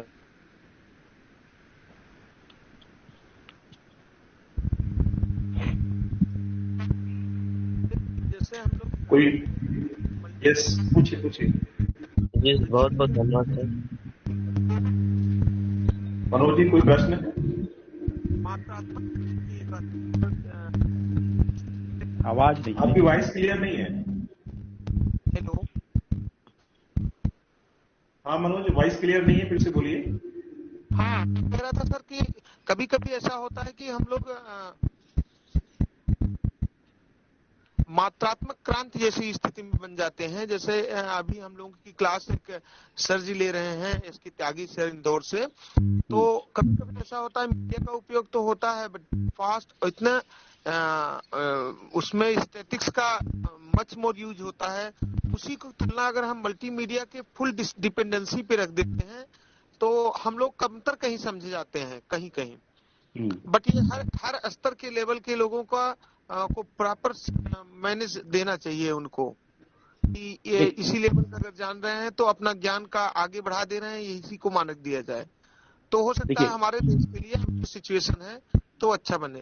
सर इस पे आप क्या राय देंगे हमें? देखिए एक बात जरूर ध्यान रखिएगा, मैंने आपसे पहले भी कह दिया था कि मैं जरूर आईसीटी पढ़ाता हूँ, मेरा पसंदीदा टॉपिक है, लेकिन मैं आईसीटी पे बहुत ज़्यादा विश्वास नहीं करता, क्योंकि ऐसा एक बार नहीं कई बार हुआ है। मैंने दूसरे लोगों को भी देखा है, और ये दूसरा आज सेकंड टर्म है मेरे साथ कि पावर पॉइंट मैं देख रहा हूँ वो करप्ट हो गई है, ठीक है। तो वो चूंकि पीडीएफ था मेरे पास तो मैंने उसको यूज़ कर लिया, ठीक। अब अगर एक बात बताइए, अगर मुझको इसमें इंटरेस्ट ना हो या अगर ना हो तो अगर ऐसा सिचुएशन आ जाए तो मैं तो चुप हो जाऊंगा। मैं आपको अपना एक्सपीरियंस बता रहा हूँ। मैंने बड़ी बड़ी सेमिनार में देखा है कि अगर लाइट चली जाती है, पावर पॉइंट बंद हो जाता है, स्पीकर बोलना बंद कर देते हैं, इंतजार करते हैं लाइट ना आ जाए जब तक, फिर लाइट आती है, फिर सिस्टम दोबारा से रीस्टार्ट होता है, फिर वो गर्म होता है उसका बल्ब, तब तक 5 मिनट तक 6 मिनट तक वो खड़े रहते हैं ऐसे। ये डिपेंडेंसी नहीं होनी चाहिए, ध्यान रखिएगा। ICT is multimedia is not our master, it is just like a servant. Servant की तरह यूज कीजिएगा, बेहतरीन सर्वेंट बनेगा ये। अगर मालिक बना दिया तो आप सर्वेंट हो जाओगे फिर। जरूर ध्यान रखें इस बात को। आईसीटी को यूज कीजिएगा बढ़िया तरीके से, स्मार्ट बनिए, स्मार्टफोन यूज कीजिए, लेकिन वो स्मार्टनेस बिहेवियर में भी लाइए। तो अगर ऐसा करेंगे ना तो हमारी डिपेंडेंसी खत्म होगी। डिपेंडेंसी किसी भी चीज की खराब है। Thank you sir. और चलिए, बताएं। बहुत बहुत किसी कोई जिज्ञासा है? जी सर। जी बोलिए। पूछिए। सर बहुत बहुत धन्यवाद सर। मैं शरद कुमार। सर आपका लेक्चर बहुत अच्छा था। सर एक क्वेश्चन था मेरा। जी जैसे हम रेफरेंस और बिब्लियोग्राफी देते हैं अपने शोध और उसमें रिसर्च पेपर में, क्या सर वो ऑनलाइन सेट करने का कोई ऐप आता है क्या सर, ऑनलाइन? जिससे भी अपने मतलब रेफरेंस ऑनलाइन सेट कर सके अपने पेपर्स में सर? अच्छा, मतलब आप ये चाह रहे हैं कि जो हम लोग एपीए स्टाइल यूज करते हैं वो टाइपिंग वाला काम हमारा बच जाए, तो वो अपने आप ही जी टाइप कर जी दे जी। उसको। एमएलए हाँ का कुछ खोल भी सर? हाँ, ये कमांड जो है आपको मिलेगी वर्ड में। वहाँ एपीए स्टाइल आता है, लेकिन मैं आपको बता दूं वो उतनी इफेक्टिव नहीं है, क्योंकि एपीए स्टाइल चेंज हो चुका है। अभी हमारे पास 7th एडिशन अवेलेबल है, ठीक है? तो वो उतना इफेक्टिवली नहीं करता है, वो उसमें कोई ना कोई मिस्टेक छोड़ देगा। तो आपको फिर से करना पड़ेगा। ऑनलाइन टूल भी अवेलेबल हैं ऐसे। ऑनलाइन टूल इतने भी अच्छे अवेलेबल हैं कि आप क्या करेंगे, उस टूल को खोलिएगा, उसमें लिंक लगा दीजिएगा किसी पेपर का, जिसको डीओआई बोलते हैं हम लोग, और वो अपने आप उसका सारा डाटा फैच कर लेगा। लेकिन फिर भी आपको उसमें कुछ ना कुछ टाइप करना ही पड़ेगा। तो मेरी सलाह ये है कि फिर आप वही डबल काम करेंगे। एक बार सॉफ्टवेयर को भी यूज़ करेंगे तब भी टाइप कर रहे हैं, उसके बाद भी टाइप कर रहे हैं, तो बेटर है कि आप खुद से ही टाइप कर लीजिए, अपना समय बचा लीजिए, जी है सर। ना? तो अभी थैंक यू उतने मतलब एडवांस नहीं है, और अगर जो हैं भी तो देखिए वो बहुत कॉस्टली हैं, फिर वो बहुत महंगे पड़ते हैं। है सब कुछ अवेलेबल, लेकिन फिर पैसा लगता है। तो बेटर है कि वो 2-3 लाइनें होती हैं वो आप टाइप करें सीधे से, और टाइप करेंगे तो आप एपीए स्टाइल में रेफरेंसिंग कैसे की जाती है ये भी सीखेंगे। सॉफ्टवेयर काम कर देगा, सिखाएगा कुछ नहीं। सर एक और है सर, अगर हाँ बुरा न माने तो एक बात कहें सर। बताएं, जरूर जरूर। सर जैसे ऐसा सुनने में आया, क्योंकि मेरे साथ ऐसा हो चुका है, क्या सर साउथ बिहार में सर हिंदी वालों को प्रेफरेंस नहीं दिया जाता क्या सर? ये मेरा प्रश्न अच्छा, ठीक ठीक ऐसा ठीक, मेरे चलो। साथ हो चुका है सर। और देखो उन्होंने ऐसा है, मेरे मुंह पे मेरे मतलब सामने कहा कि मैं हिंदी वालों को यहाँ रिसर्च नहीं कराता हूँ। ठीक है, ठीक। ऐसा है कि सच बात ये है कि मीडियम ऑफ इंस्ट्रक्शन जो है वो हमारे यहाँ इंग्लिश है, ठीक है, जनरल टीचिंग में। लेकिन ये भी मैं आपको बता दूं कि यहाँ कई डिपार्टमेंट ऐसे भी हैं कि जहाँ स्टूडेंट्स को दिक्कत फील हुई। जाहिर सी बात है कि यूपी बिहार हिंदी बेल्ट है, हम सब भी हिंदी हिंदी ही मीडियम से पढ़कर आए हैं। तो जहाँ स्टूडेंट्स को लगता है तो वो अपनी एप्लीकेशन देते हैं और वाइस चांसलर्स को अप्रूव करते हैं। और यहाँ कई डिपार्टमेंट ऐसे हैं कि जहाँ पर हिंदी में भी पीएचडी सबमिट हो रही है, अभी भी हो नहीं रही सर, एजुकेशन की बात करें, क्योंकि मेरा सर एक फ्रेंड प्रदीप यादव सर है, और मैं सर है। दोनों लोग इंटरव्यू में सर ऐसे ही फेल हुए हैं सर। नहीं, वो इंग्लिश, वो हिंदी की वजह से नहीं, वो दूसरे और भी कई सारे रीज़न होते हैं। और अभी भी ऐसा नहीं है, ऐसा नहीं है कि सारे बच्चे हमारे पास इंग्लिश मीडियम के ही हैं, हमारे पास हिंदी मीडियम के ही हैं। लेकिन एक बात मैं आप लोगों से ज़रूर, जब आपने ये बात बोली है तो बोलूँगा, ये भी मेरी अपील ही है आपसे। और इस अपील को आगे बढ़ने से पहले मैं ये आपको बात श्योर कर दूँ, मैं खुद हिंदी मीडियम का स्टूडेंट हूँ, थ्रू आउट हिंदी मीडियम वाला हूँ। लेकिन एक बात बहुत ही